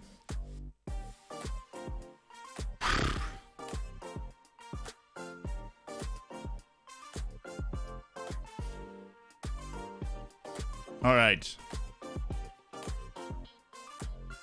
You always hit spells like this. I mean, you're not gonna avoid getting unlucky all the time. So you just gotta be able to push through. Let's go pick up 3 points at Hartberg and just send ourselves into the international break feeling good. Then we've got some Austria matches. We're gonna put Ulrich Bjornsson in the team. Sunday Madu, you better be happy. Thank you. You know, one more start before you get angry at me, but we did start you against Valencia, so you better shut up about your playing time. I honestly don't think going cautious works in modern FM. Have had much more luck staying positive the whole game. Testing this would be interesting. We weren't cautious when we conceded the third goal, and the second goal that we conceded was a 28-yard free kick from an angle. So if you believe that us being cautious contributed to Michael Elise hitting one of the best shots of his career, then I am absolutely all ears. Other than that, cautious is still a very functional way to see out a match. Okay. I'm here with the sassy replies today. I want the sass. All right, we need to make some changes to the Austrian team. What is this filter? Oh, it's central attackers. No, what we need to do is get attack. Okay, take all the positions off. Attackers, please. The Rastonic, I felt like was not going to get into the team as much, and so we're going to drop Rastonic. Remove Rastonic. Yeah. So that's one spot open. And who else was not really involved?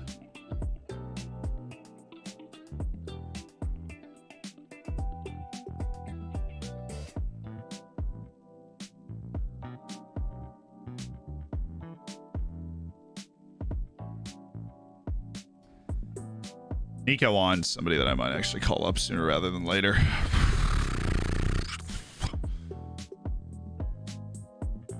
I love sassy reply. Well, I really like being a nice guy, but every once in a while you have to just be like, look, Just because you lose a game doesn't mean what you did was like, it doesn't mean that everything you did is toxic all the time. If you take that approach to Football Manager, then you'd never be able to do anything. Everything that you do would then be considered like toxic and awful and ineffectual.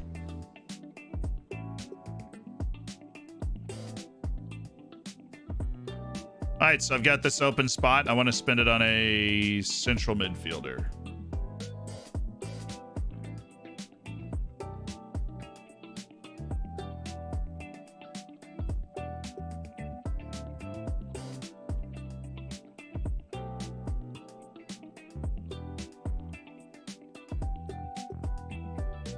And looks like we might be going for Vessel Demaku.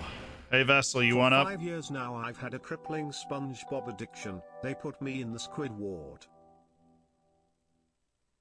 That's pretty good.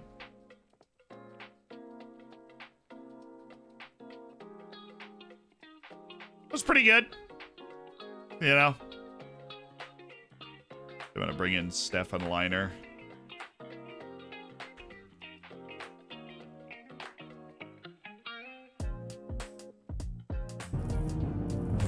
Who would I drop for Stefan Leiner?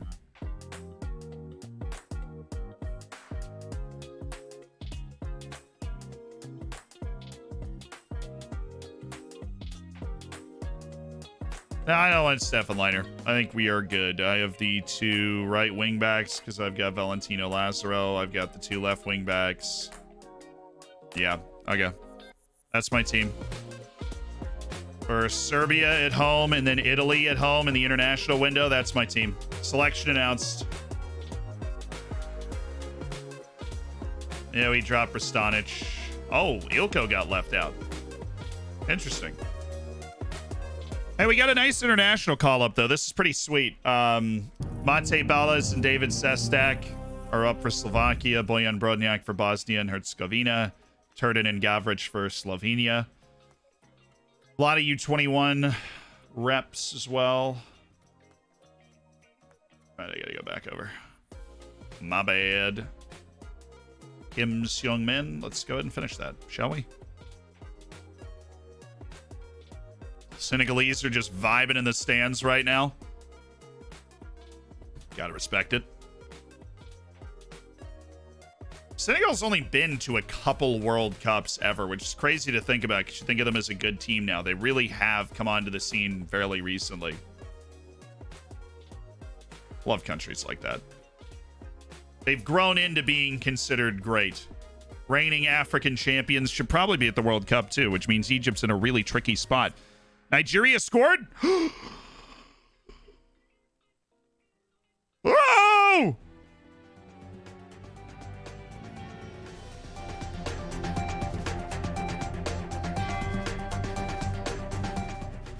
Ladies and gentlemen, welcome to Zealand News. I am your host, Zealand. We are taking a look at African World Cup qualifying. We are having a VAR review of Nigeria.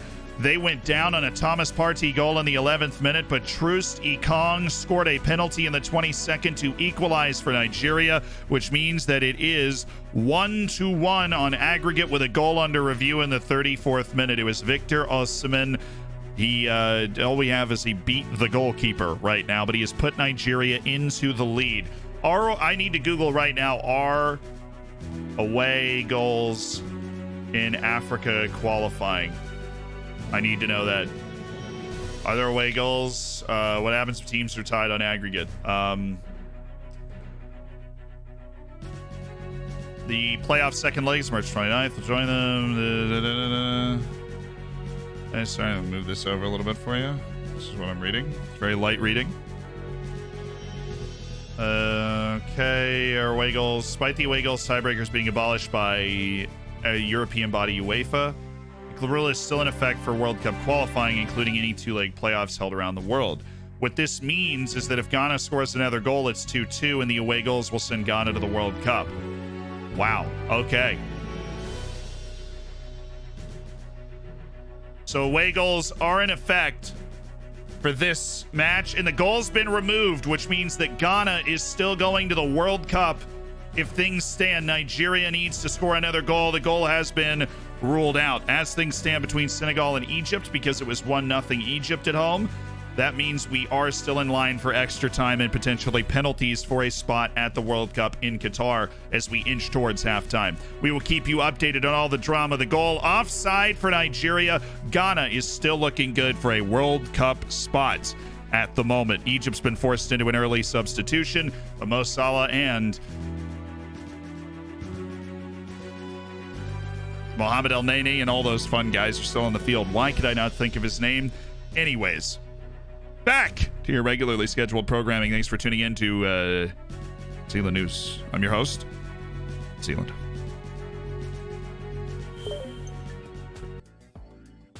Easy, smooth. We really need this injection of good vibes by praising some training, because our lads seem to really be turning in the struggle. Look at the technical ability of Owen van der Horst.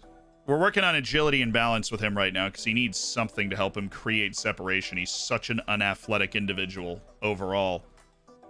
Martin Simcoe, we don't expect huge improvement from him. We just expect some. Turden, I don't know how much I can blame him for that mistake at the end of that game, trying to clear it, and then he just gets shut down. But I do feel like it's the second time I've seen that happen to him, so I'm a little less inclined to give him the benefit of the doubt that he's like, okay.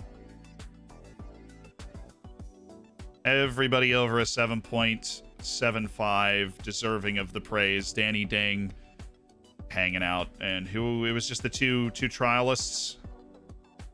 Just the two trialists. This guy is somebody we can just terminate. Shouldn't even be training with the club. He is unabashedly terrible. We need a win. We need a win against Hartberg right now. We need a win.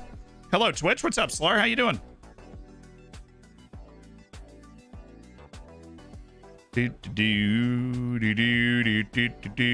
have already had to use 2 subs. That's a yikes for me. Do you think Chile have passed their prime? Absolutely. 100%. Chile has gone past its golden generation.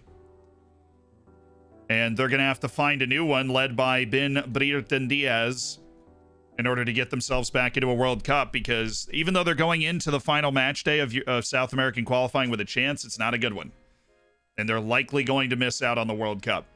And that is always a very bitter pill to swallow, speaking from personal experience. When you are used to going to the World Cup and then all of a sudden you're just not. And Croston got called up to the U.S. again. They're on a poor run of form. I think we get a good chance. Just got to stay confident. You know, they're last in the league. But that doesn't mean we can take them for granted. That means we got to go out. We have to focus. Play as well as we know we can. Score some goals. Yeah, meanwhile, Canada's in a golden generation. But I do think that this is like a coming of age. Holy smokes. My bad. Forgot to... For some reason that didn't reset when I switched back to this scene. I know you like history, so I'm calling our Twitch baby Viriathus in hopes that he'll be brave, strong, loyal, and intelligent. Yo, I do love history and have a degree in it. I do not know who Viriathus is, but I trust your judgment, Jorginho. Thank you for the 9 months and congrats to the Twitch child. Portugal Macedonia predictions today. I mean, what do you think? What does any reasonable person think is going to happen? But, you know, it's the reason we love the game is we don't know for sure that Portugal's going to win. And so we will be watching. Hey, chat. Hazy just arrived. What have I missed? Que paso, Fierce Pierce? You haven't missed too much. We got FM'd in consecutive games in really brutal fashion. We gave up winning goals in 2 very annoying things. 2 very different, very annoying ways that I felt like we couldn't control. In the final minute of each of the last 2 matches to lose. And we are on the warpath to reset our chakras with a win here today. We are on the warpath against Hartberg. Absolutely no mercy. I'm coming out attacking, and we're going to set our team up looking to get after him. We're going to attack early and often.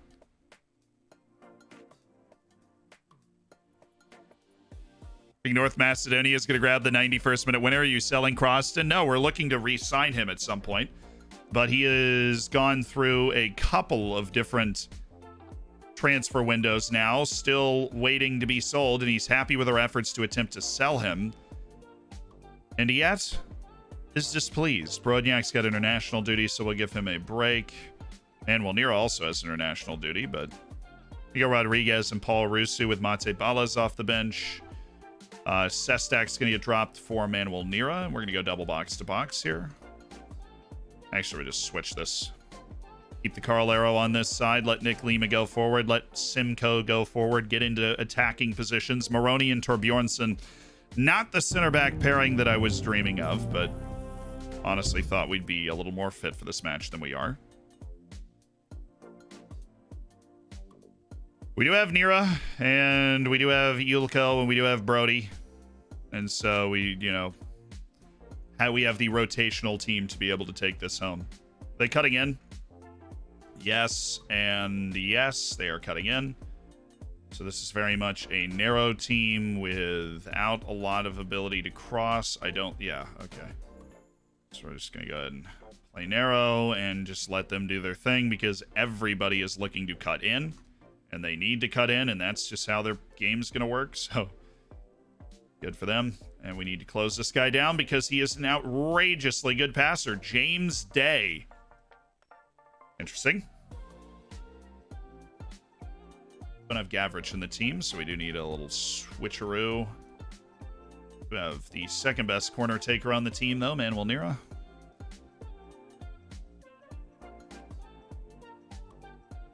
Good aim for Ulrich Torbjornsson here. 15, 13. Got it.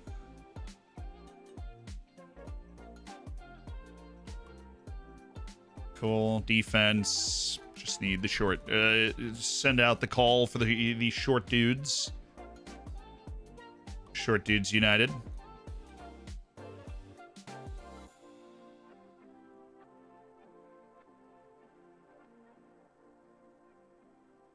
All right. Time for our match with Hartberg. We've rotated the team a bit so that we've got fit guys in the field, but we have some great options off the bench as well. I'm fed up with our recent bad form. Put an end to it today. We got to just take care of business. I seriously just take the trash out. Oh my goodness, Senegal with quite the chance. They were flying forward, but Egypt with an audacious clearance over the top of their own goal there. And it is still 1-0.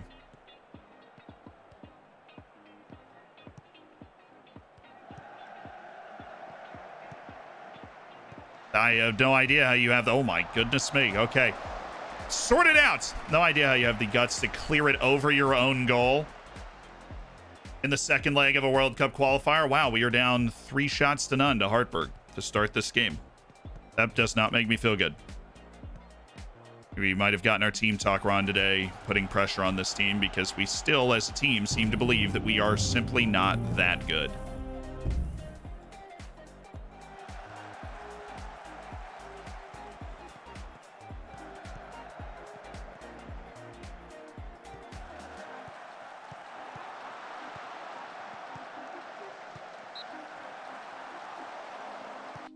Well, I already hate this, so we're just going to go ahead and take it off.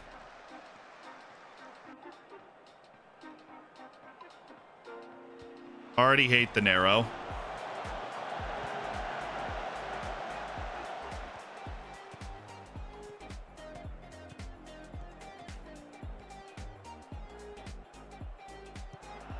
Oh!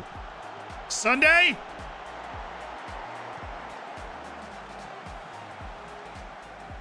Sunday. Keep it down, man.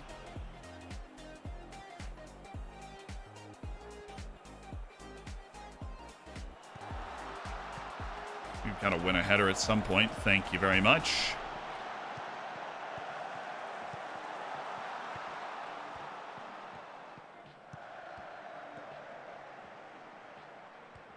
All right, everybody chill. You got Brody. He can certainly hit a pass, and it nearly worked if it wasn't for you meddling kids.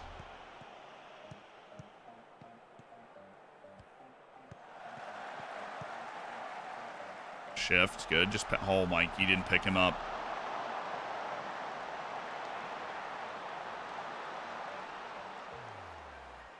I think like getting absolutely run by the 11th team in the league early in this game.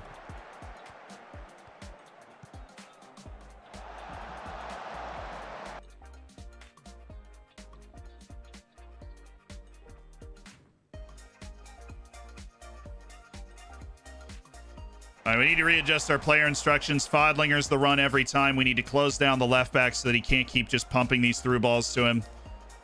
And hopefully that will allow us to at least chill without getting opened up like a can. Nice pass. Very nice pass. Very nice pass. And we've scored. Okay, that's what it's supposed to look like. I don't know why it took us 28 minutes to realize that we are better than they are, but Josh, watch it during class. As long as you're taking good notes, I approve.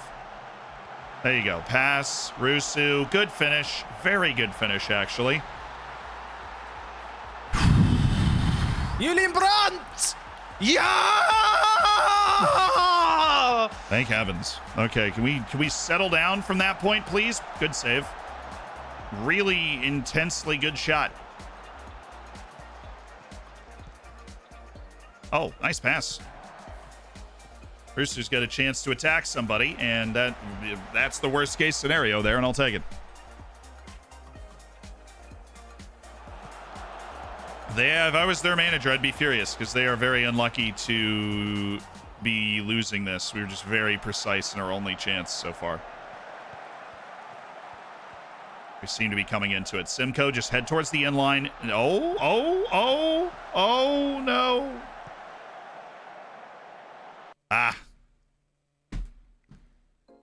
He isn't even injury prone, dude. That is he came here with the back problem. And then he got a gash in his leg, and now he's picked up an injury in his first start coming back from the gash in his leg. Thank you. Let's at least put this match away. That's unfortunate. I really want to turn him into a starter. Like, I know he's 16 years old. I really want to turn him into a starter, but he keeps getting hurt. We'll take the small consolation. A nice back post goal for Andrea Moroni, who's not had a great start to the season. So good delivery by Pavel Ilko. Help kind of put these guys away because they have shown a real propensity for being annoyingly not bad today.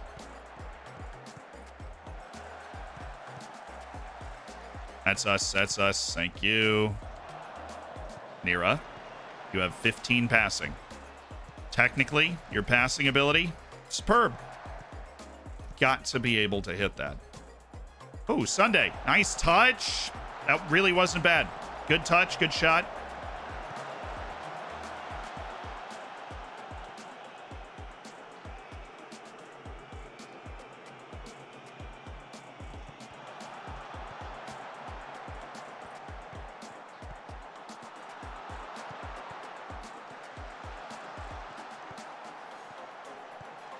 He's very offside, but Turden defended him anyways. Sign of a true champ. Bouncing back from his heartbreaking moment. Oh, nice pass by Pablo. Rusu is... Never mind.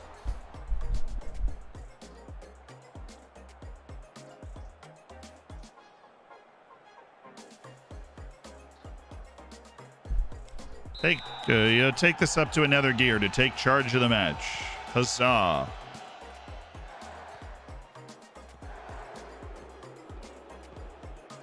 Oh, nice. How do we mess that up? Rusu, that was a walk the ball into the goal situation there. And we have just, I mean, that wouldn't have even been a highlight. I wouldn't have even seen that if it wasn't just right at the start of, that's crazy. Crazy and painful.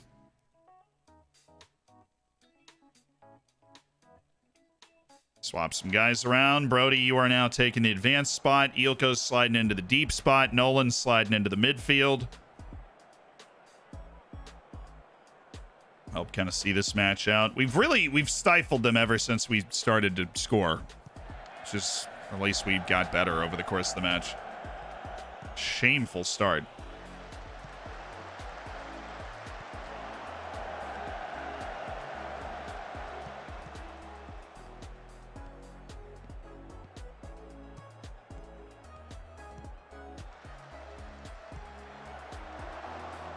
Joey Croston's been nice in his return to the goal. He made some key saves early in the match to keep us alive in it. So respect out to Joey Croston. Let's look at the bench. Lima seems to be running on fumes, so we'll get Rogel in.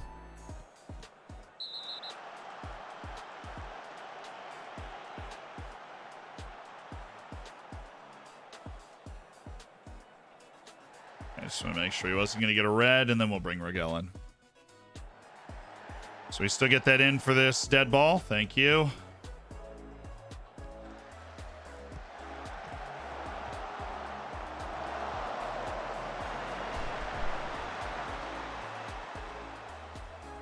I know Lima didn't get a card. He was just tired.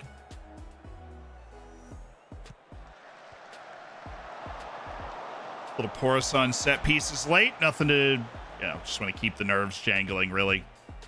That's the whole point. Not a convincing win, but 3 points is 3 points to help us turn this around. I'll be able to praise them. And, keep us the top couple teams in the table. He actually could have pulled that off.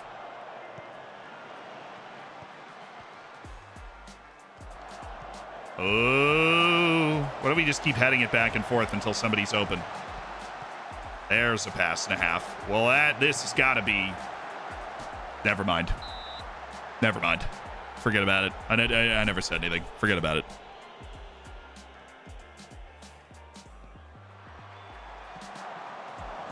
Erickson scored again?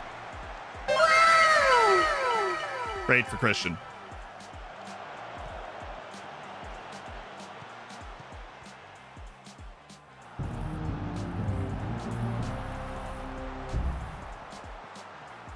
What better way to celebrate 31st birthday than with Zed? Here for 20 more. Charlotte, thank you so much for the 20 months.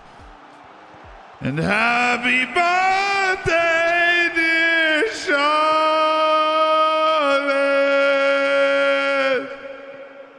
Happy birthday.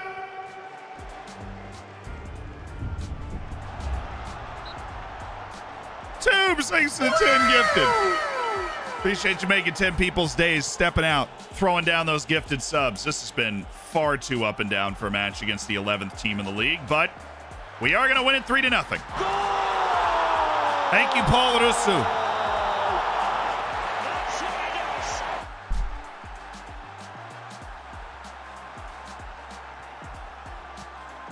Yeah, they're not finishing well. We're not finishing well, but we have ended up winning the match 3-0 on the road, so we can step out. We can praise the guys, and everybody will be smiling.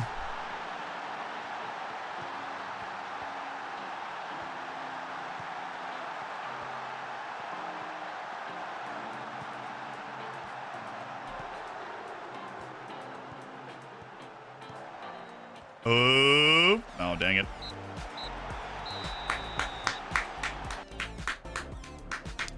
Good work, dudes. Good win, good performance. Into the international break. We're managing Austria now in the Nations League, and it's going to be steamy because we've got Italy and Serbia at home.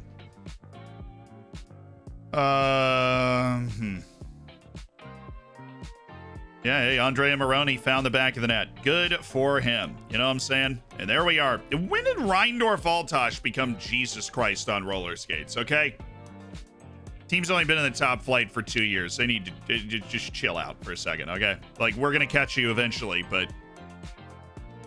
I mean, I suppose we could use another good team in the league, so I shouldn't be going after him for succeeding. Well, he's got 18 flair, Muhammad Mohammadi, so this guy would be fun to watch. What does he have? 18 natural fitness. Okay, fair. This dude's definitely a winger. But he's also not good enough, so let's go ahead and drop that here now. Million? Don't think so. Stefan Byram, you do have the well-rounded, serious athleticism that we're looking for. Hercules, you don't. Amazing how that works. Get out of here. Angel Gonzalez, who's playing in Portugal. Because we don't have the real name fixed on. Fair enough.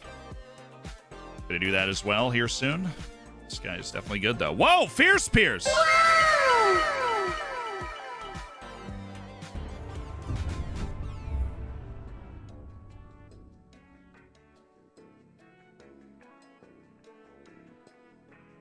Bancroft, we will never finish scouting John Bancroft. Alas, England is too far away. Pierce, thank you so much for the 10 gifted subs. And Tubes is like, yo, Esfano, you're in the hammers as well. I got you. But Fierce Pierce, thank you so much. And Gary, he's all fired up. All fired up. Really kind of awkward. He does this in restaurants. Like when the food comes out. So what's the injury? Twists his ankle. Does he have an injury thing?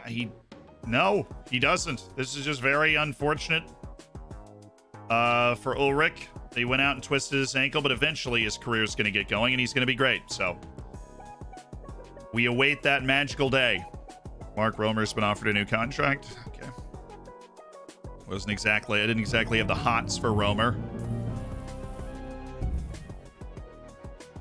Lorado Majola. That's just another South African that we can make a move for. Wagner, no. Jorge Enrique, no. Luciano Squadrone. It's already shortlisted. We'll just leave him there. Crescencio Somerville's been offered a new contract. Juan's been offered a new... Daniel's been offered a new contract. Still I don't happen to think Daniel's very good, although there are two Daniels, and I could be mixing them up. Mix them up in my head. Yeah, Simcoe was great today. Said our lineup wasn't the strongest. Well, how dare you? Okay. Hey, Tubes, thanks for gifting Park Map as well. Goodness, just picking out random people like... playing that Harry Potter video game.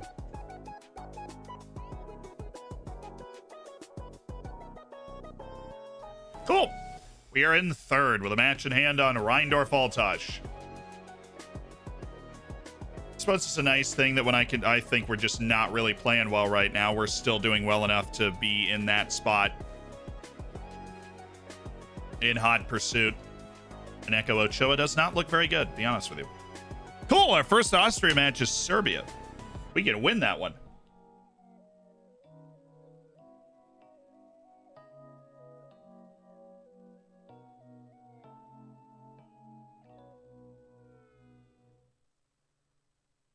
And honestly, we want to win every match we play, but I'm very aware that if we want to stay in the A group, we need to get our results against Serbia.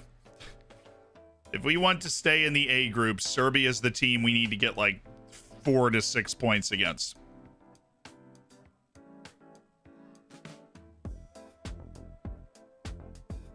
Igor Pajic start knocking the ball past opponent. Yeah, we really can't do anything else, so. I will not touch a man's asking price until I can confirm that he is actually okay with that asking price. And neither should you. Imagine if Americans switched from pounds to kilograms overnight. There would be mass confusion.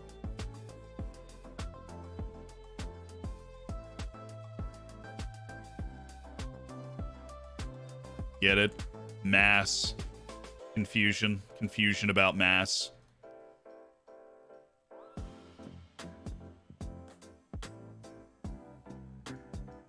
Yeah.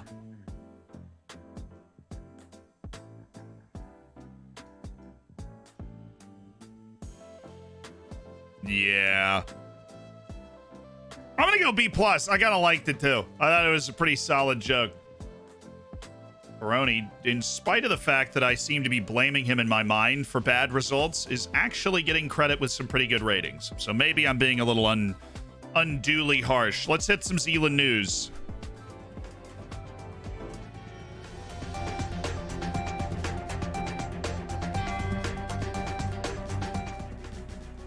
Ladies and gentlemen, welcome to Zealand News. I'm your host, Zealand. In today's updates, it's halftime in both the World Cup qualifiers. Senegal 1-0 over Egypt, which has it tied on aggregate and set for extra time, while Nigeria and Ghana are tied on aggregate, but Ghana has the away goal in Nigeria, which means the Black Stars are headed back to the World Cup unless Nigeria can score at home in the next 45 minutes. But in the match that you're really paying attention to, up here, In AFCON preliminary qualifying, the Gambia and Chad are actually level at 1. First leg result was a 1-0 win for Gambia, but another goal for Chad would actually send Chad through to the group stage of qualifying for the Africa Cup of Nations, which could only be described as a remarkably embarrassing result for the Gambia, considering they are much better than Chad, because they have actual players.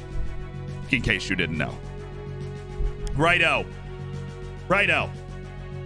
Also, qualifying going on down here. Saudi Arabia and Australia has kicked off. It's 0-0. That match has no importance because Saudi Arabia is already through and Australia is already in the playoff.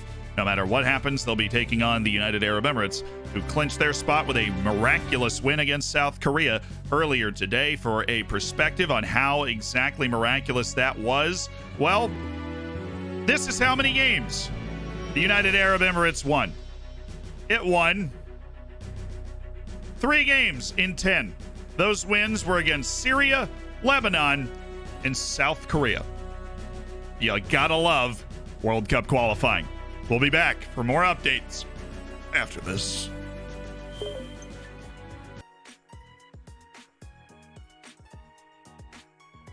What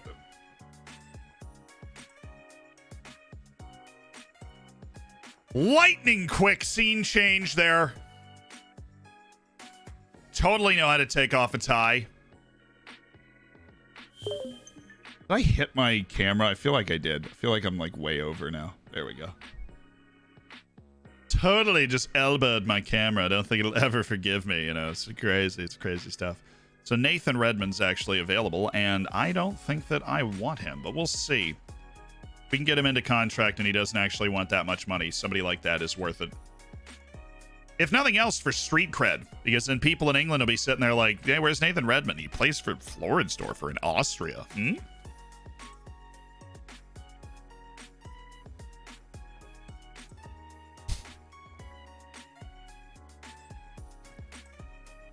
Seems like you were a bit tied up there. Thank you for that. Appreciated it. Harold Chatolo. Good. Hong, also good. So Serbia at home, Italy at home. We did actually get a night. Ooh, Hannes Wolf, tight calf, he's fine. We did actually tie Italy in Rome, and they're the reigning World Cup champions. Latvia have plenty of international experience. That's what I'll be leaning on. Do you not think we need some younger options? There is simply no way to seemingly satisfy everybody. We have downcast Strabinger. We have upset Junior Adamu and Vessel Demiku, unfortunately, but everybody else seemed happy with the fact that we've got an experienced squad at our fingertips, and so I'm not worried. We will be okay. Nations League it is. And Nations League we must.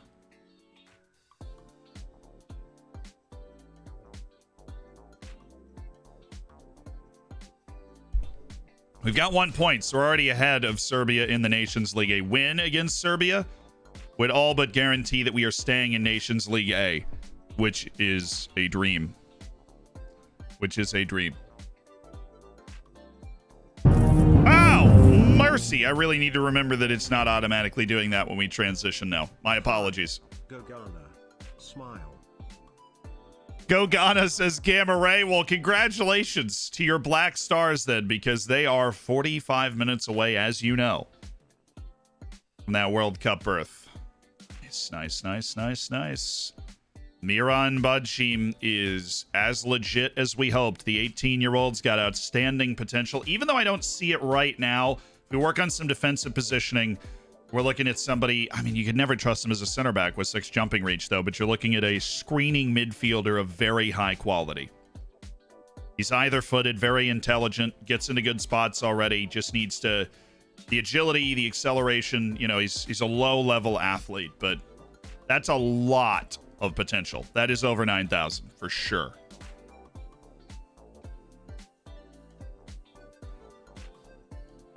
Berkay, Uzkan, definitely going to keep that going. Arsene Verdanian. And Fundo Arinze. Well, that's a lot of stuff. Okay. Just look at you first. Austria to take on Serbia. Look to Yusuf Demir and co. Of course, the weather report, it's 68 Fahrenheit. Fine.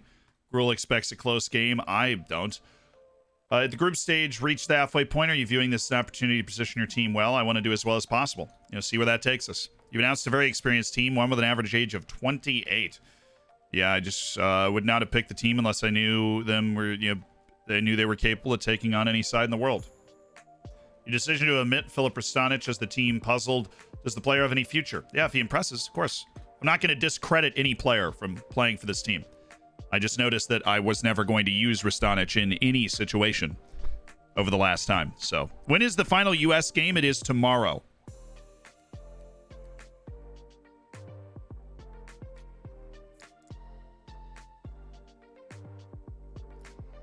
Oh, we got a player review. A player review. A rate your player, if you will, from Gamma Ray. Okay. I see you. Okay. Let's see if we can get up to this match. Alina. That's what I'm talking about. Those dudes in Uruguay do not cost a lot of money. FC San Pedro. It's an Ivorian team that I have never heard of. And this guy is 20 years old and still playing there. He doesn't actually look good, though. Looks like my scout's overrating him. Which would make sense considering he's 20 and in the Ivorian League. We'll see. We'll get some reports then. Glenn. It's a real shame, Glenn.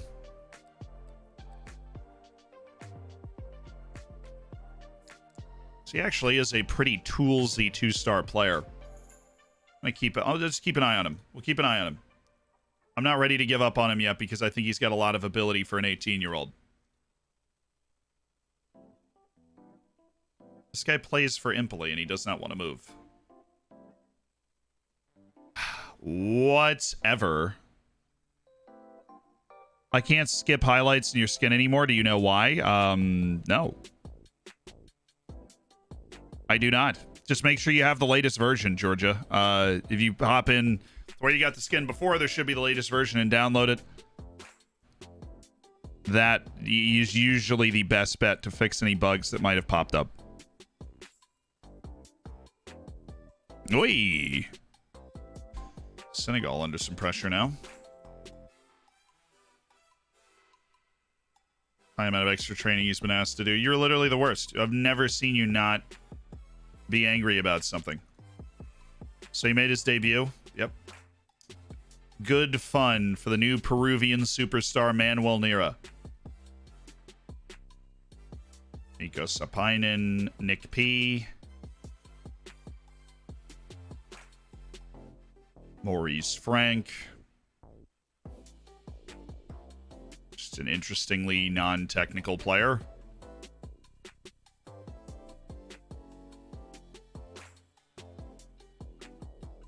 Okay. I feel like we actually didn't prioritize some of the people that we like to prioritize, though.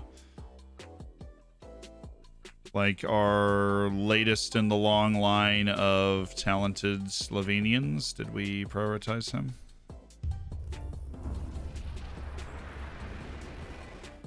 How do England's U19s lose 2-0 to Luxembourg in a competitive match? I don't know. That would be an interesting match to watch to understand how it is physically possible that what you were just describing, like that actually could happen. It would be interesting to watch how that happens. Forgot the guy was we'd already finished scouting him. Verdanian, honestly, at this point, I'm going to start prioritizing because Verdanian is weirdly good. But let's go. Let's do this player lookup. This player rate. Just posted into the Discord from iPro. Martin Barragan said, dude cost me 6.5 million euros up to 9 million in clauses. He's at least okay to good in any important stat, but low on flair. Yet I feel like he's going to be one of the star players in a Champions League winning squad in a few years. I hope the team is mine and he does not get poached in the next 2.5 years. I need to build a Champions League winning squad because I do not need the money to grow my players. Okay. So we have Martin Barragan, Speaking of Uruguayans, 10 caps at the age of 20. And he is a winger who could totally just play in the middle of the park. No problems. Got really... This dude could play fullback. This dude could be one of the best fullbacks in the world because he's got really good marking, decent positioning. Don't need great tackling to play out there. You just tell him to stay on his feet. And he is the type of player that could play centrally on a very good team. And when you have that out wide, that kind of game intelligence and ability with the ball, I would be addicted to trying to make this guy a left wing back. I would be addicted to trying to make him a left wing back.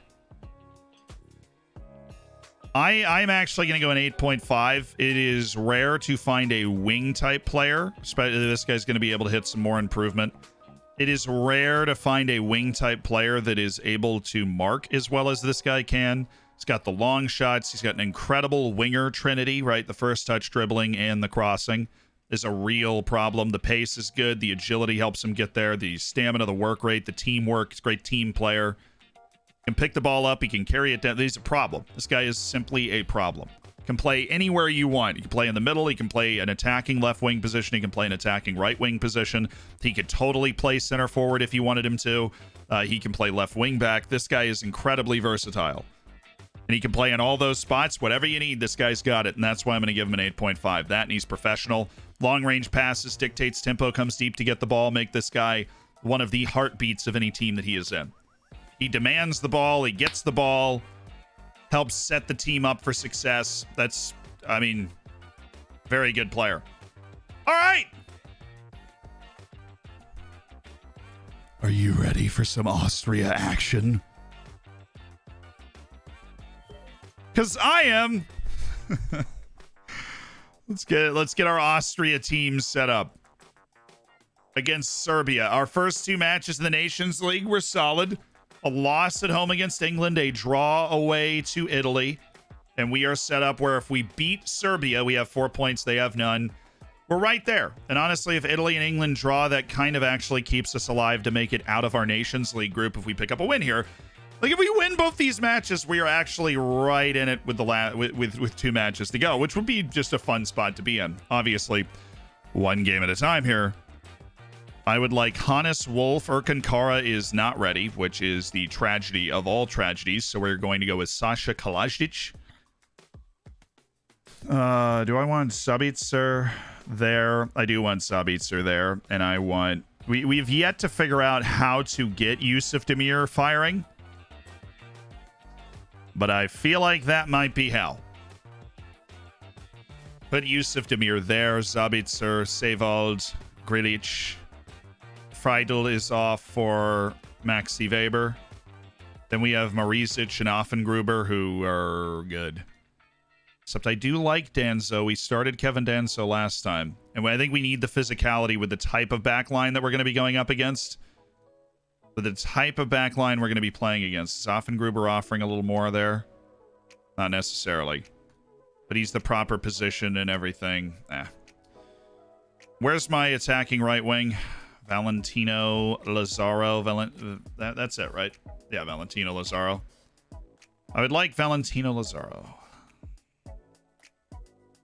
Just get a super creative, go wing back on attack and have him just go nuts because we've got Savold on that side.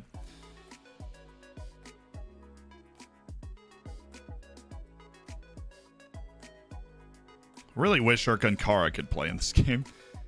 That guy was a hero for us in the last tie. All right, this is just the best team we can put out there, really. So let's go make the most of it. Oh, they're going 4-5-1 with Dusan Vlahovic. Okay, we need to watch Sergei Milinkovic-Savic. Andrei Zivkovic is going to be there. All right, we're going to meet them further up the field. That's what they're going to do. We have our left wing back. We do. Friedel. All right, I'm going to go Marco Friedel. So he can play up here. Valentino Lazaro can play up there. We're going to box out their advance, and we're going to have Sabitzer going forward as well, and we are going to try and bury them early in this game. We are going to come out. We are going to attack. We're going to play with swag. Yeah, you hadn't heard that word in a while. Let's take a look at our set pieces. You got a dream. And the dream here is that we absolutely still could make it out of the group.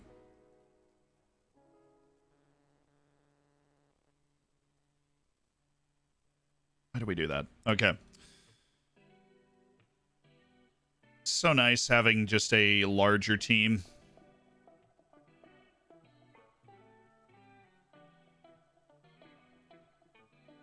Should be Yusuf Demir, really, carrying the ball. Hannes Wolf there. Kalajic just back to get in the way.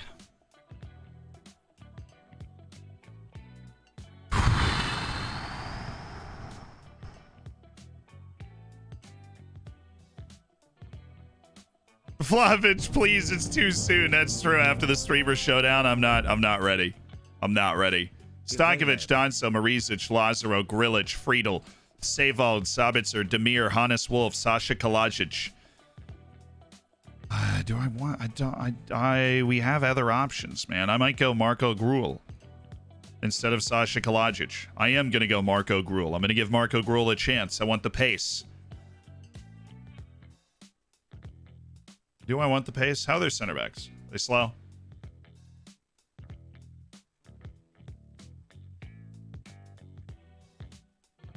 Nope, they're big and strong. And they're better than my center backs, to be perfectly honest with you, so... They're not going to be able to press us off the ball, so I think I want speed, because we're not going to need to clear the ball and play it off our forwards the way that sometimes you need to do in these situations, and so we're fine. Back at the helm of Austria. Back at the helm of Austria. So we got DMCA mark. We didn't get a DMCA strike, but they did mute the VODs when we played the Austrian national anthem, so we're not going to do that anymore, unfortunately, because that means that it's been identified as potential DMCA material, but alas, imagine the pageantry of representing Austria in a big match like this. Cool. I have demotivated the team.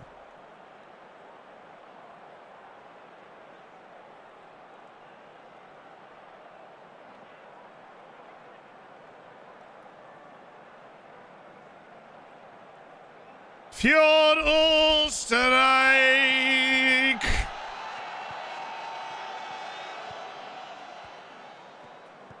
For Austria, lads. For Austria. They're going to play defensive coming on the road in this match, and we are going to play aggressive and meet them up the field. And I hope we're able to assert ourselves in front of the home fans. I like a good defensive throw-in. Put some pressure on, a little turnover perhaps. Good run by Sevald. Good work by Marisic. Ooh. What an aggressive touch by Valentino.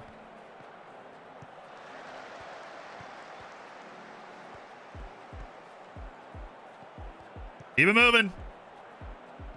Try to learn it on the flute. I definitely should do that. Oh, goodness. It's Sevald!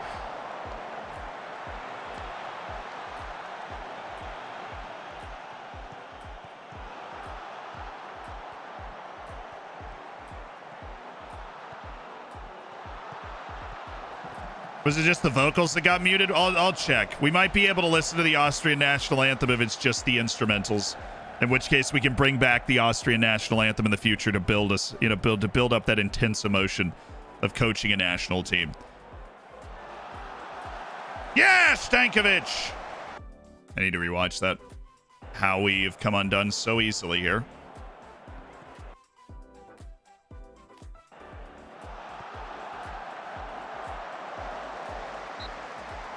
That is a monster save from Stankovic.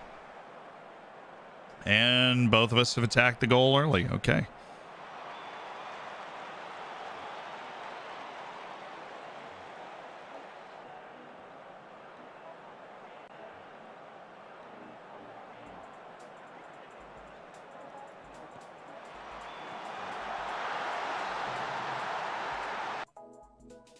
I just don't want to go through the process of changing my entire set piece defensive routine, but I know that I have to. And it annoys me because they're running these back post plays all the time, and you just can't pick them up with the normal edge of the box zone marking. You've got to get shift further back, and SMS is there. All right, the bounce back is here. We've scored at least one goal in every match we've coached in this Austrian team, so we need to just bag that goal. Thank you, Sabitzer.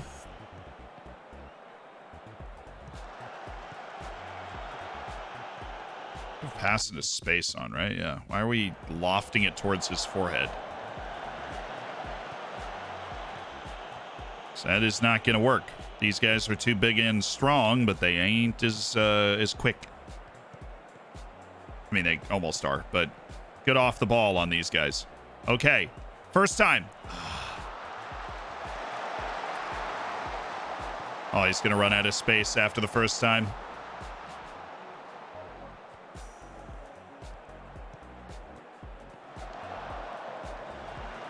That's fine. I mean, he's up there by himself. We just have to make sure that we can test those. I don't want to go too aggressively at it because when they have a sustained possession, that'll draw us way out of position, but that's fine. Got them all backed in there. Work the width. Definitely don't do that. That's annoying. But we are 15 minutes into the match, and we are leaning against them pretty heavily, so a couple of good chances and everything.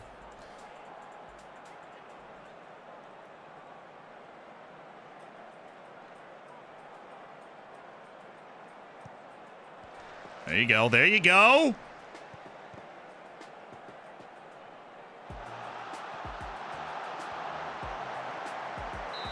Good block.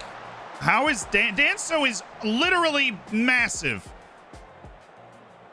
I know Vlahovic is good, but holy smokes, Danso is massive. He's like an immovable object. How in the world does he get completely goes from in front to behind? Somebody's getting paid.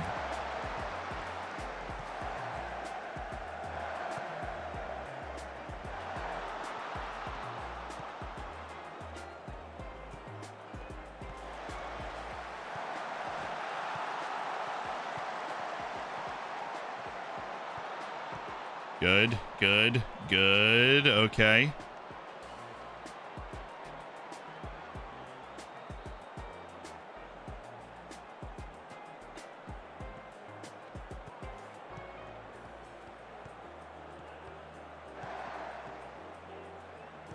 Oh, come on, guys. He's the only forward up there. 3 guys trying to take the ball from him. How is...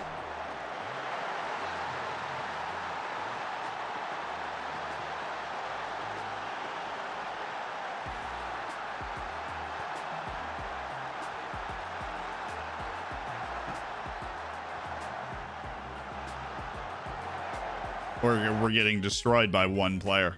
I don't know if I've ever been destroyed by one player harder than we're getting destroyed by one player right now. That's incredible. We had 3 guys around him, and he just lays the ball off, runs through the entire team, and then...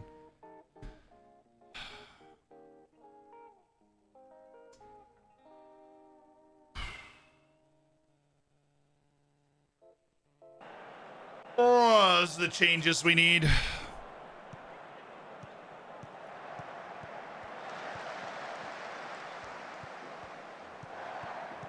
He's a nightmare.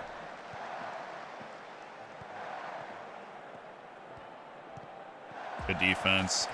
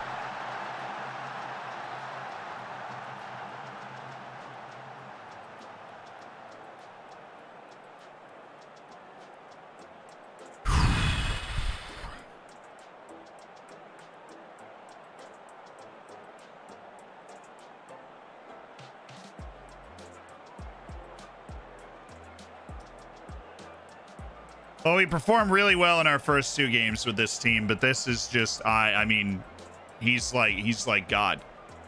He's always open. Doesn't matter what you do. And we simply cannot stop it. So that's great, isn't it? It's fantastic. It doesn't give us any push, but we will stay wider on this, and that should give us an opportunity to try and push against this team just a little bit.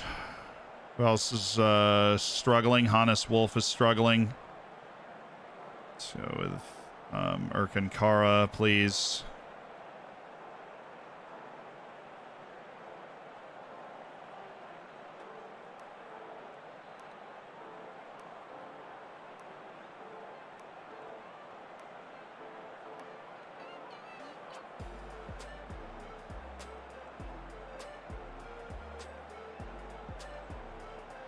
Oh, it just makes you feel like an idiot, dude. I mean, he's just running laps around our entire team.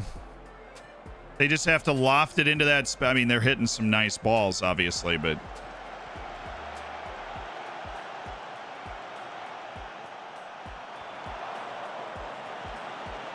Alrighty, this is a pretty good spot to be in. Let's see if we can do something with it. That's about right.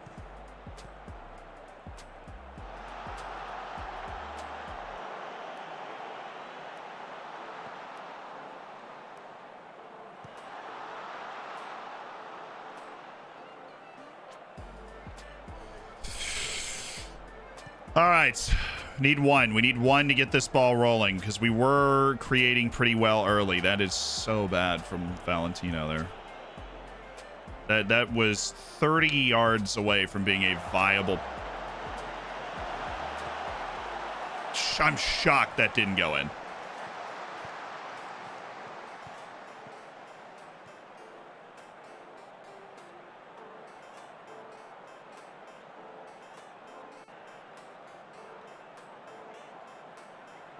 Don't worry, Danzo's on a 7.1. Untouchably good performance from the man that just turned that ball over. I would have gotten the people going. All right, Yusuf. Thank you. Let's go now. Come on. Let's go. Come on. Thank you, Yusuf Demir, for a star-spangled beauty. And let's get another one. We've got a fantastic set of aerial people in this team. Thank you, Grilich. Never mind. Okay. Here's our chance. Lazaro, Sabitzer, Grilich, Yusuf. This is that's where we want him. Good. Oh, one more. Why did we not get that to Yusuf Demir? Thank you. Thank you. Thank you. Come on! I'm freaking done yet. He definitely should have made that an easier shot, but he is going off to try and save us. Come on! Freaking better than this, man. What a shot by Yusuf Demir. The Austrian Messi is at it again. Julian Brandt! Yeah! That's what the people are screaming in the stands. Give me, take Sabitzer off. Give me one more sub here. I want to move Grilich up. Florian. He has had a good game.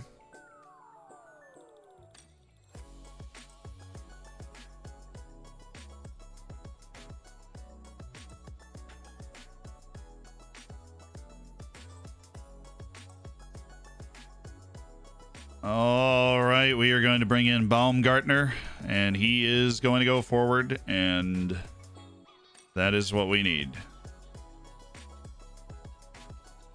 Actually, what if we leave Sabitzer in and we just bring in Junior Adamu because he is a problem child? That's what I'm going to do, actually. I'm going to leave Sabitzer in because he's the captain, and we're going to bring in Junior Adamu because he's fast. And sometimes life really is that simple. Oh, my goodness. He has a force field around him. We cannot get around him. Stankovic has made 2 monster saves in this game to keep us in it. Okay, now we've got to go for it. Now we've got to do this again. Tell me if you've seen this before. Actually, we'll keep Weber back. I'll do like that. And then I do believe we can get away with like this. Leaving Yusuf Demir there and just kind of meeting them in this middle. And having Savald do that. Move! We pull this back to a draw, we've saved ourselves. Now we've got a lot to figure out tactically about how to slow down Vlahovic in the future. But oh my goodness, Savald. Aye. They switched to a 4-4-2, you're right. Okay, and Vlahovic's in there, but he's not alone. Hey, that's interesting that they've done that, actually. We're just going to have to let our center backs play against them, though. So we have to go.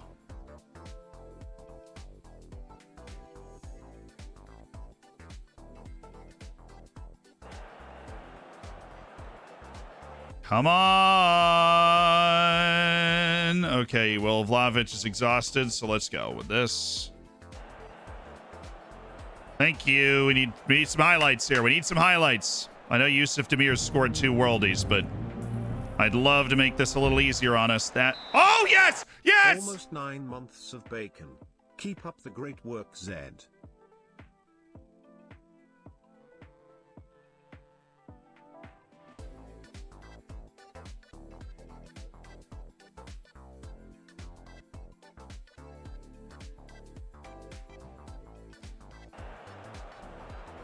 Give me Sabitzer. He's the guy that oh, Yusuf Demir's in a hat trick, right? Fair enough.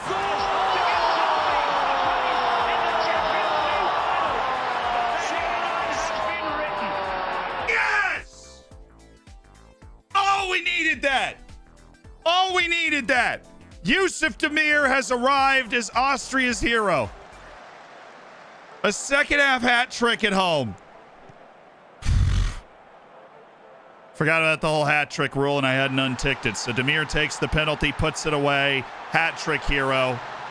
We stay in attack mode because if they throw themselves forward, we want to be able to catch that counter to win the game. But it looks like we might... Oh, my goodness. If he had turned around and actually played that ball through, Adamu was in. But we will take the draw, considering we were down 3-0. We need a whole new tactical plan the next time we play them because that was simply not good enough. But we have shaken goals out of this, and Yusuf Demir in particular has gone God mode to bring us a 3-3 draw at home with Serbia to keep us likely in Nations League A. We'll see. Done brilliantly to come back and salvage a draw. They have.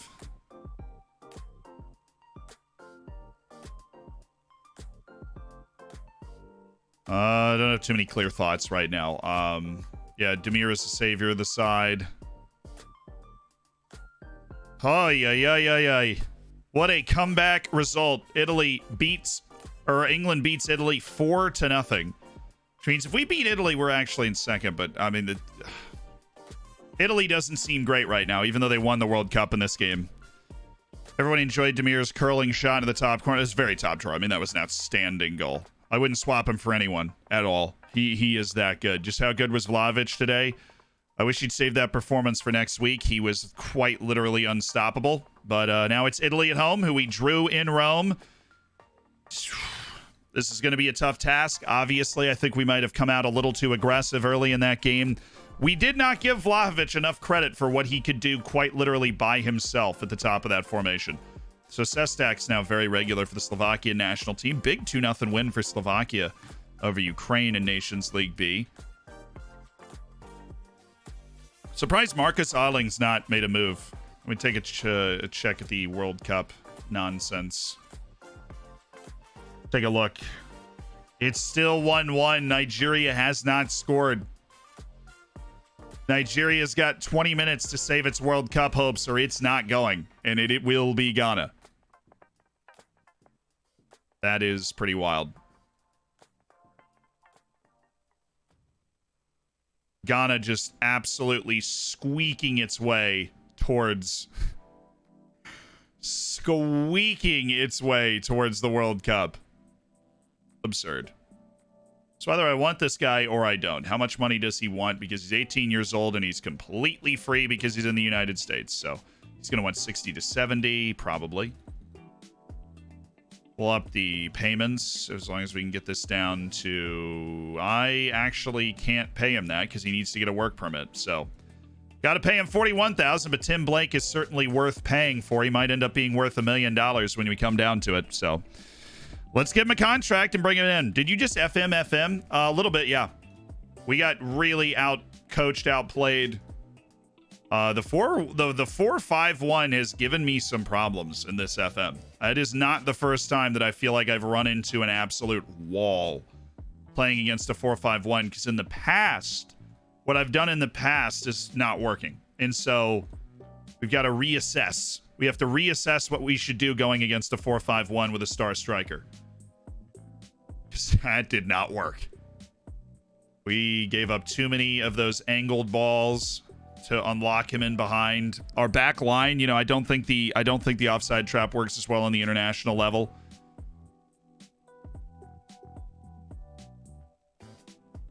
I'd like us to finish strong. Yeah, we've got one more round of matches. We have 2 points. Serbia's got 1. Italy's got 4. England won all 3 matches, and so they look well and away into the Nations League semifinals. It's all about survival here. 3 points against Italy at home would go a very long way towards cinching that survival. Bosnia is also... Oh, Georgia's in Nations League B. Okay.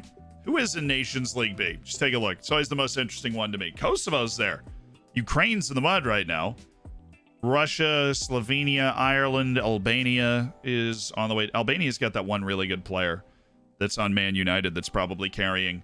Poland is through on the first round. Anyways, they got another round of matches. Hungary, Bulgaria, Greece is headed back down to see if things hold. Czechia, Denmark's not an A, which is notable. Bosnia and then Georgia actually lost all 3 matches, so not surprising. Key players must perform for Austria. Yeah, no shoot.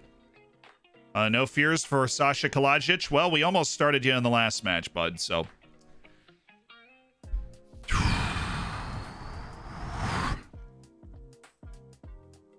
Think you missed a raid among the excitement? Oh, Bowser. Thanks so much for raiding in. I hope you had a good stream, of course. And hope you have a great rest of your day. Just hanging out, just all vibes. Boyan Kolar. There we go. T-Ball Verlinden. There you go. Abdel Hamid Sabiri. There you go. Still going on all 3 of them. Italy tomorrow. I want to do that match practice and training. Gotta remember to take that off.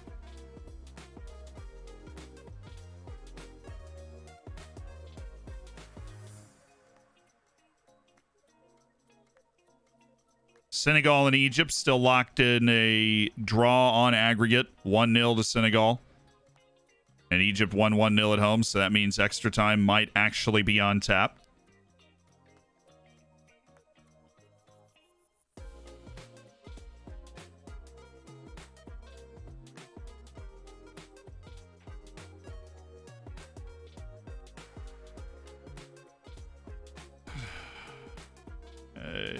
Contract doesn't expire for a very long time for Sergio Arrigon.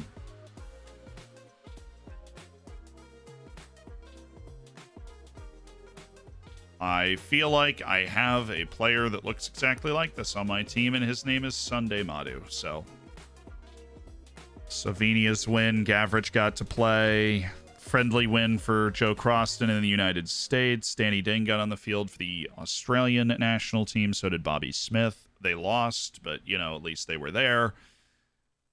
It's all part of the experience. Starting to poke holes in Tron Antoine. We kind of knew he wasn't good when we could see it before, but now it's coming to the surface.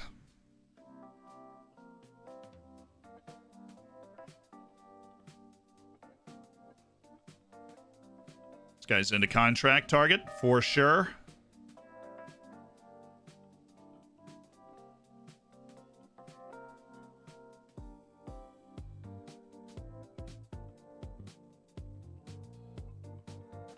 Collect some decent center backs along the way. Find a decent player there. Find a decent player here. You know, back and forth. Go Tuan Vu. Close. We are close. The Vietnamese wonder ball-winning midfielder. We're close. Let's get this team ready. Maximilian Weber, yes. Who else is tired? I know Lazaro's tired. Danzo's tired. Grilic is always tired, so we got to go save your Schläger. Yusuf Demir is tired, but I feel like we should just get 60 minutes of him now. Hannes Wolf and Sasha Kalajic are shockingly ready to go. Erkan Kara, shockingly, still not ready to go, which is not what I wanted to see. Sabitzer, no. Bring in Baumgartner.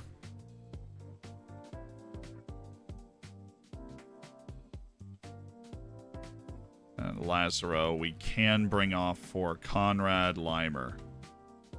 So he can also do that, and that's what we want him to do, is hang out over there as a wingback.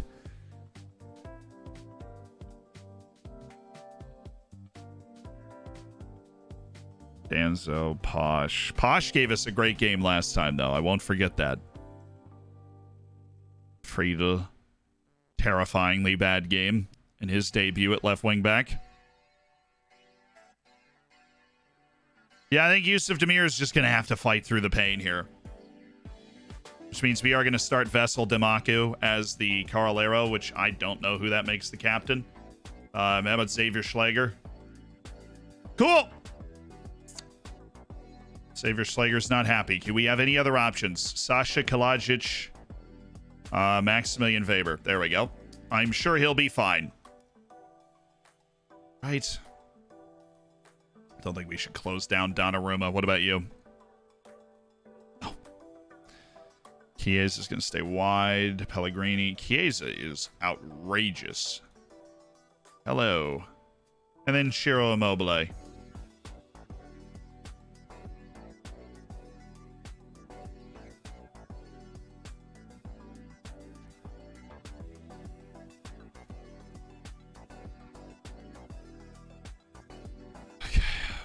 Look at the set pieces. Things always, literally always weird with this stuff.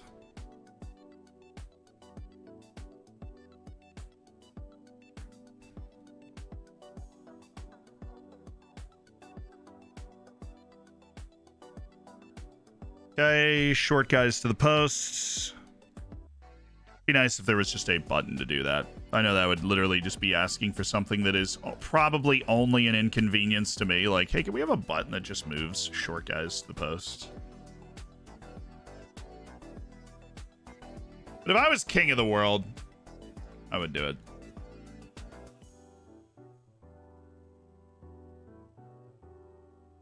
I believe we are ready for our fourth match at the helm of the Austrian national team. A home match against the Italians, who are going to be angry because we went to Rome and we drew them.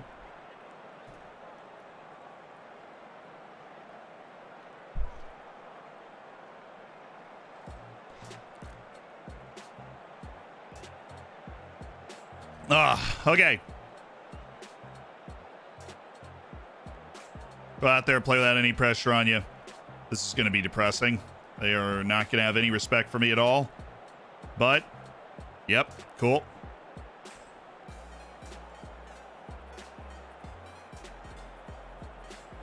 Italy are 5 unbeaten against Austria. Well, I mean, what makes Weber a good leader? He is one of the best players. He's been around the national team for a long time. And so, we wanted to give him the armband. Okay, here we go. With the Austrian national team again. Lamer, Demaku, beautiful. Lamer.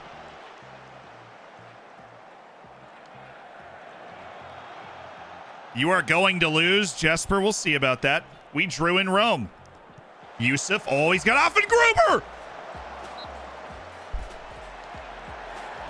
What is that, Offengruber? Hit the ball! All right, Hannes. Leimer. Vessel. Baumgartner! Oh, we look saucy today.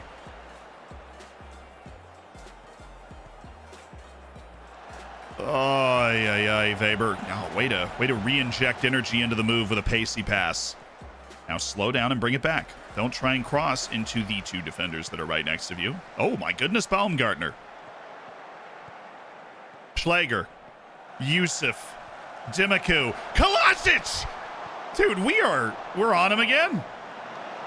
We are on him again. The Italians do not know how to handle Austria. Oh, God, a little more air on that, man. And he was there. That pass was on.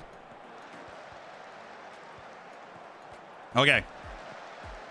Good. Way to pick up in the middle. No idea what our right back was doing. Xavier Schläger, outrageous play. We do have a lot of good holding midfielders, so we can rotate that spot pretty comfortably. Yusuf. Opens the play up. Weber's there for the width. Baumgartner. Come on. Come on. Wide. Look wide. Conrad. Oh, yeah. Oh, yeah. Oh, yeah.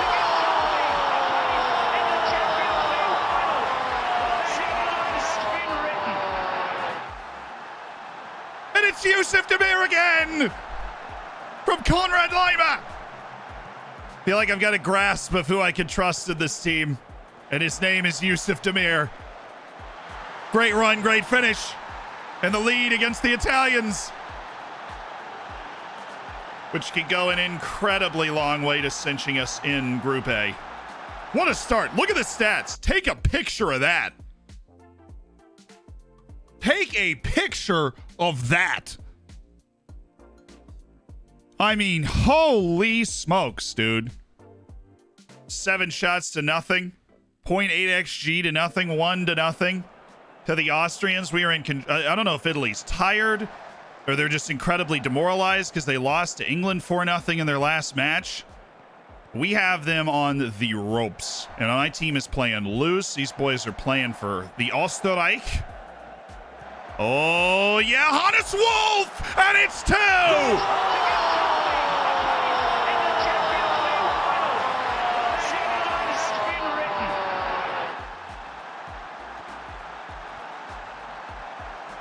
And this is exceptional stuff from Zealand Shannon's boys in red, Hannes Wolf.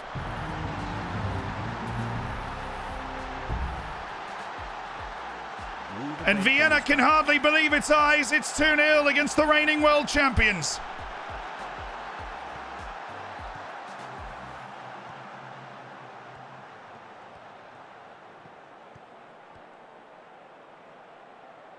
Okay, they're not actually making great runs into the box. Oh, my.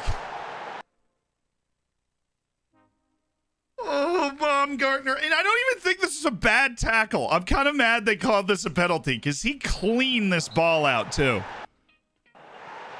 He didn't need to do that. But even though he did it, like, that was a good tackle. It was very unnecessary, but also I'm like, I thought that was a good tackle. We got a lot of the ball there, man. I don't know. All right. Game on. Here we go. Game on. First shot of the match for the Italians on the half-hour mark from the penalty spot. Let's go. Let's go. Let's go. Come on, right back at it. Baumgartner, yes. Kalasic, Yusuf Demir in the box. You know they don't want to deal with that.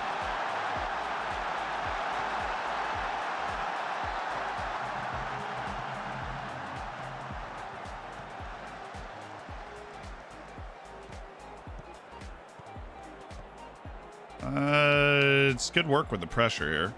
Follow that in. Baumgartner, he's honestly been very aggressive with his tackles, and I haven't hated it. Kalajic, just play back to him. Oh, my goodness. He's got Yusuf Demir! Yeah!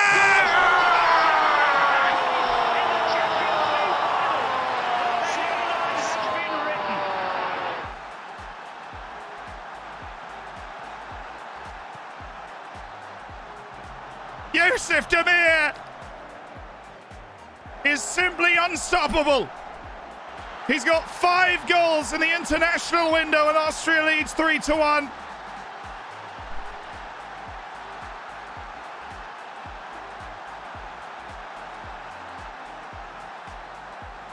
Yes.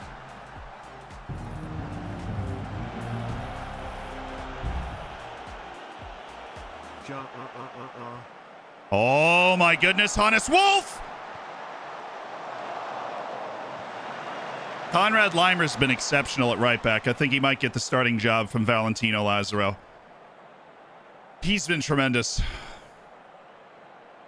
I'm pleased we created loads. Scoreboard reflects that. Definitely want to just take the pressure off the boys. We're playing free. We're flowing around. This is beautiful. Millennia Cinder, thank you so much for the 3 months of the Prime. Oh my goodness, Hannes. That's right, laid off Weber. Oh, we take corners. We've got tall guys.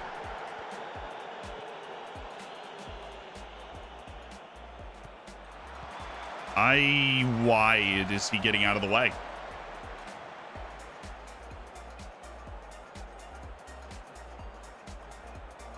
All right, guys.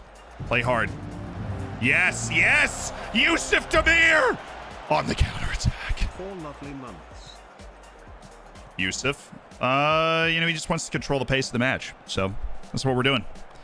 Just wants to control the pace of the match.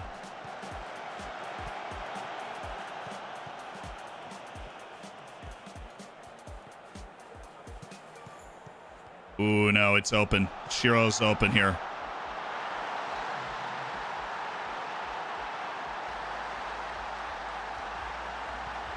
This was on for a while, and it's super annoying how on it was.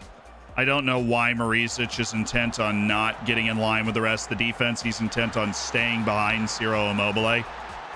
But the game is still on. Kalajic. Oh. Vessel Dimaku. Don't hate that second ball either from Kalajic. Ooh, a corner. Let's do this. Off it, Gruber!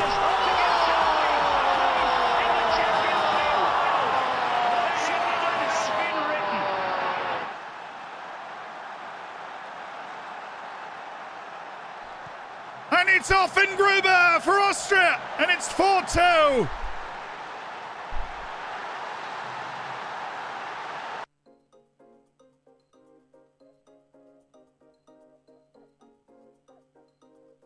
Just want to turn off the counter pressing. It's not like that's creating a lot of our chances anyways.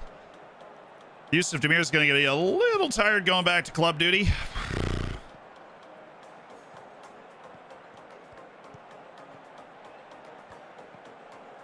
That's us. That's us. That's us. Good play from Offengruber, Baumgartner, Kalajic, Hannes Wolf. Don't know how these guys are playing this smoothly, but they are.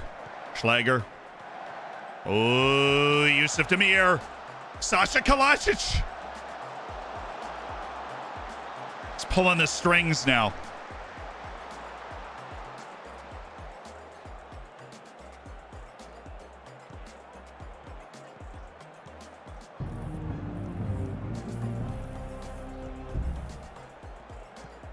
This is the 13th Battle of Isonzo all over again. Nice. Always love a good history reference. Oh, Hannes. It's a good pass. It's a good pass from Demir. That's what we want to do. We want to give Hannes Wolf a chance. He's the off-ball striker.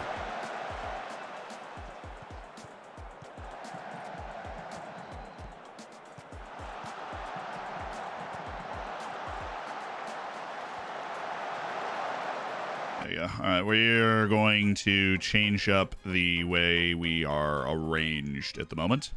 And we're going to do that by taking Dimaku off. Or no, do I want to bring Grilic? Grilic played a really nice Carolero last time, so we're going to bring in Grilic. That's my first sub, and then I don't want Danso, but Posh is feeling okay. We'd bring him in from Arisic, or we could not. Faber's there. We've got Friedel, who's anxious. We do not want those nerves anywhere around our team.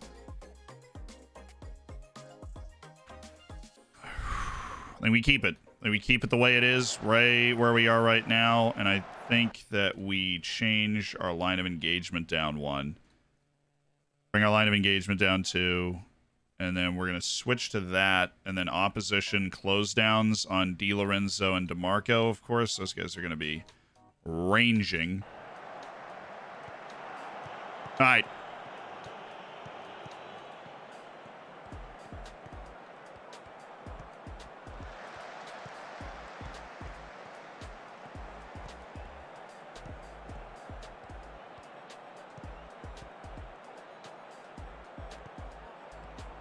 He's off. He's got to be off here. Thank you. Got to be offside.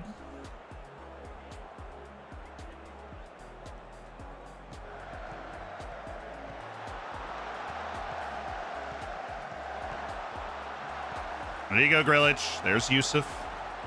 There's Baumgartner. Look wide. Look wide. Loft the ball to the left back. Kalajic! Sasha is a monster of a dude.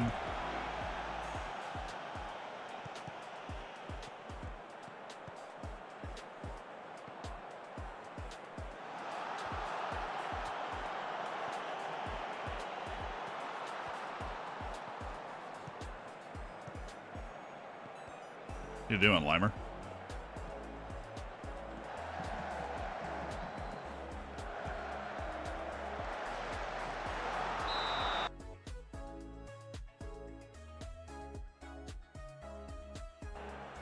Carl Arrow on that side. They just caught the left back in a quick 2-for-1.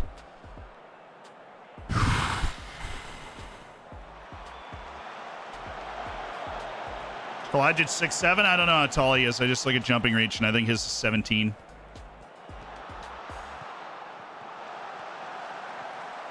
It's the most unnecessary hardcore sentence I've ever said. I don't even know how tall he is. I just look at jumping reach. You know what I mean? Get this. No. Front post, front post, front post, front post, front post. I want it front post.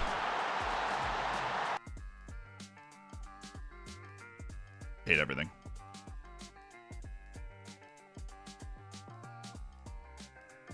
Everything. I hate it all. We gave up one of those in each match.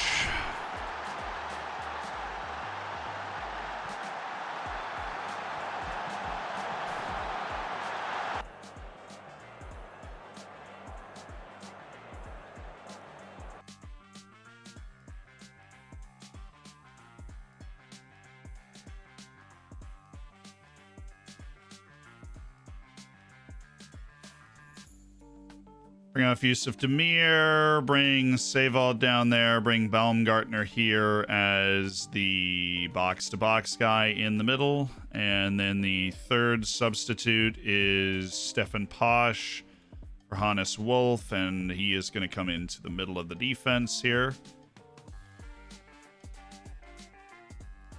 And we're going to go balance. We're going to turn on time wasting, and we are going to go low here. We're going to get stuck in, and that is what we are going to do. And it's going to help.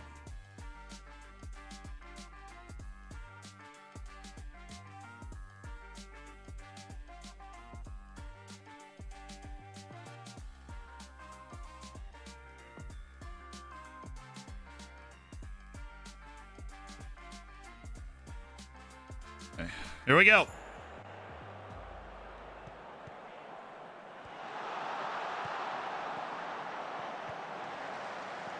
Thank you, Weber. Come on, Sasha, move, you giant man. Offside. There we go. There we go. There we go.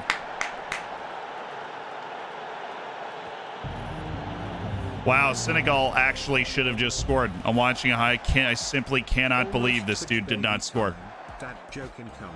Kalasic! My wife and I had this long pointless argument as to which vowel is the most important. I won.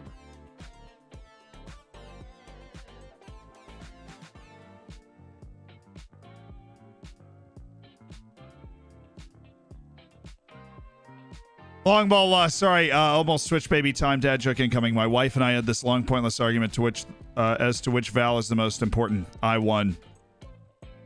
I actually like that. Thank you for the 8 months, long ball. That's an A- for me. That should go an A level. Senegal just had like a tap-in goal and missed it. It's whatever's happening. This is wild. Ghana's through to the World Cup. Nigeria didn't score another goal, so Ghana on away goals from Thomas Partey. Craziness.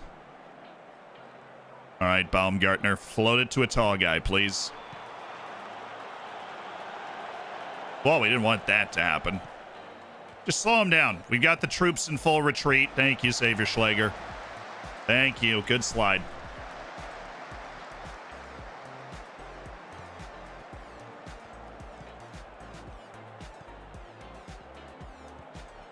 He's mile off, though. And the flag is up again.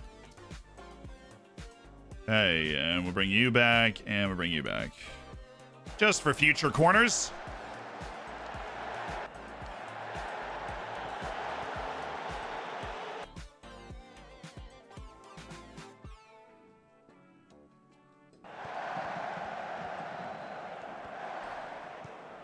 And for everybody that says pulling it back, you're looking to park the bus a little bit, doesn't work. My God, it just worked. It doesn't always work.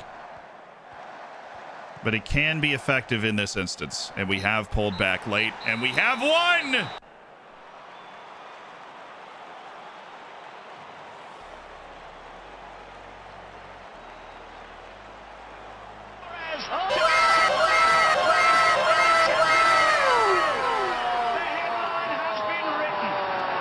A massive win for Austria against the Italians that might just guarantee their safety in the Nations League Group A.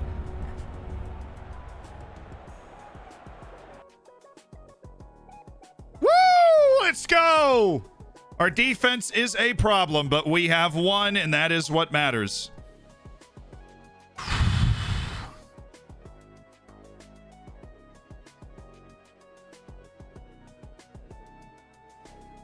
England won against Serbia, so we've got Serbia and England in the final window. We are just looking to stay in Nations League Group A. We are not going to finish above England.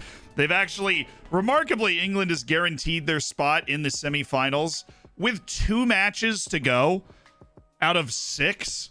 They have already guaranteed, they've won all 4, and the next closest team is us with 5 points. So rather remarkably, they have already guaranteed their passage through. Mate Bala is a 2-0 loss for Slovakia to Kosovo. That is a bad loss for Slovakia. We got to wait for Tim Blake to get his something. And Vessel Dimaku has thanked me for trusting him to give him his debut, the 26-year-old at Rapid Vienne. Well, we needed another Carolero-style player, and you are that. So I appreciate you for being that and existing. That's really what I need to say. That's what I need to say more often in these instances. I appreciate you existing.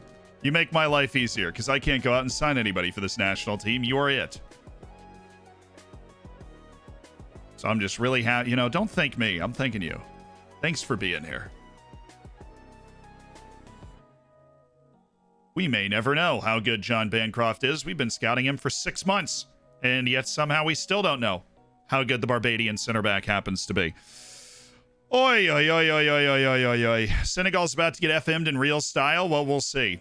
I mean, watch Mo Salah just pull out an absolute beauty, and then the match just end. Like, then that's it. Senegal would need 2.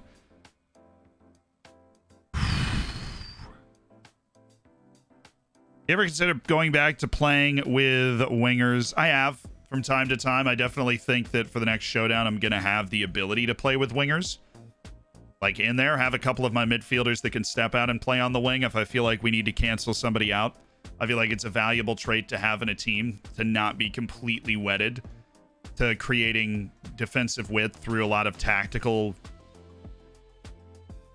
rigging. Natural width in a team is not necessarily a bad thing. It just helps us, I feel like, control the match. Can you imagine the nerves of watching your country play in a World Cup playoff? Africa's nuts. And then, of course, Europe has brought that in as well, which I think is awesome. that's a great way to do it with the second place teams. The way they've set it up now, I think, is better than what they used to have. And that is kicked off, so let's hit Zealand News.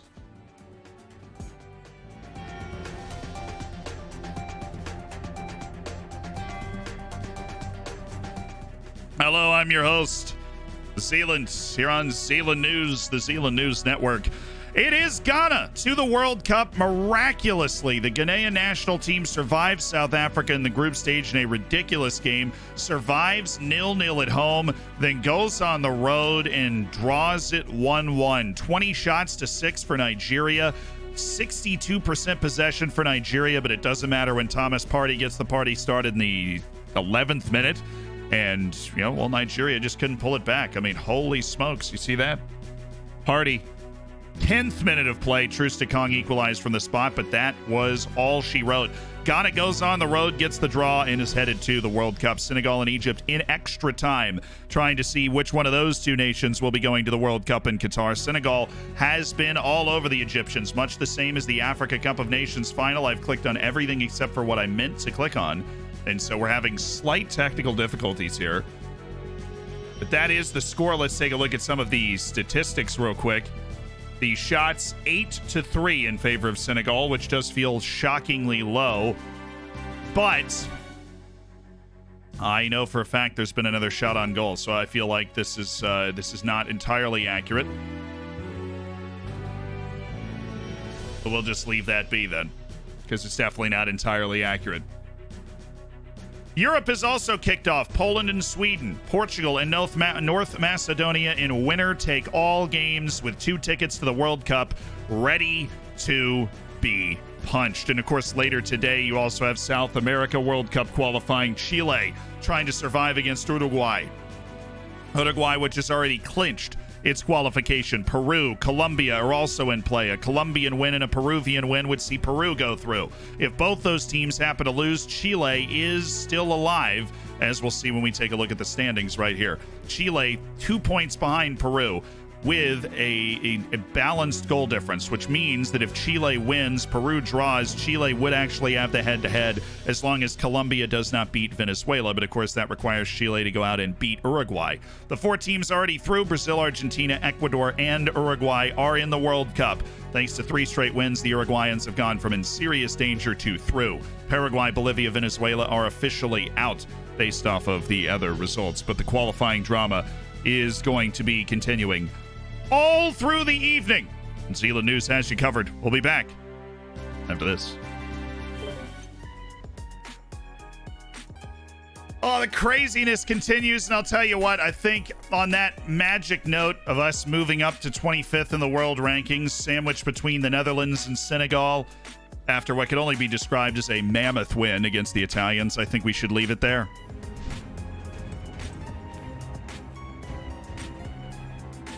And we're running it with Austria. And even though we've had some heartbreak with Floridsdorfer in terms of a couple of near-run things, maybe a few FMings, perhaps, we will still, I trust we will still take care of business. But the World Cup qualifying is fever pitch. There's 3 more Africa matches that kick off once the Senegal-Egypt match is done too. So go check that.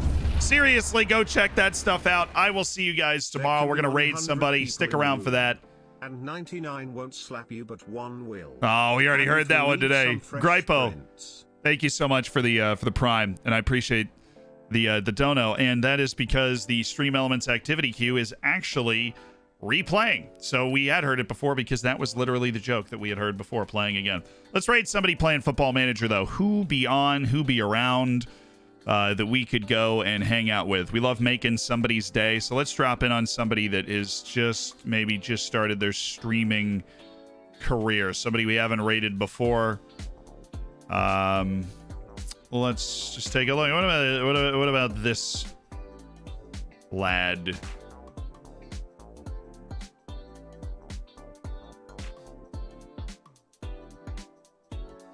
Let's give this guy the scare of a lifetime. 23 followers, just started his streaming career. I have a weird feeling we're going to be able to get him to affiliate, which is 50 followers. So let's go drop in. And he might not have notifications set up. He might not have a good moderation team set up yet because he's really just started. And so be very nice. You know, we'll blow him up with the copy pasta early, but after we do that, sit back. How'd you get into streaming? You know, good luck in the final. I think he's going into a Carabao Cup quarterfinal, actually.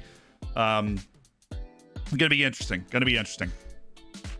But yeah, just drop in. Have a great time. Video coming out tomorrow. Breaking down all the details of the new update to Football Manager, so you want to be there. It's also Gadget, who is the editor of the stream videos. It's his third or fourth video that he's ever edited for the main channel, so got to show Gadget some love with all the great work that Gadget does. The details. Thank you for the... You know what? We didn't bottle the win against Italy. So, you know, we in fact very much did not bottle the international window with Austria. It was a very nice reset for the mentals. Enjoy the rest of World Cup qualifying. You know I'll be tweeting about it. Have a great rest of your day. Video tomorrow, all that fun stuff. Word of the day, I've got to go do that now. Let's have some fun with Levis FM, huh? Let's do it. When are the podcasts out? Bear's working on it. It'll be out soon. Yeah!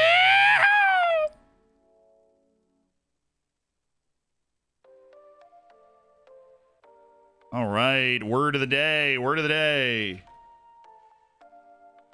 is palatable. Agreeable to one's sense of taste or palate, or agreeable or acceptable to the mind. The soup was too bland for my taste, so I added some salt and pepper to make it palatable. Those who are afraid of flying often consider traveling by train as the palatable alternative. Palatable. Palatable. Good word. Very fun to say. Catch you soon.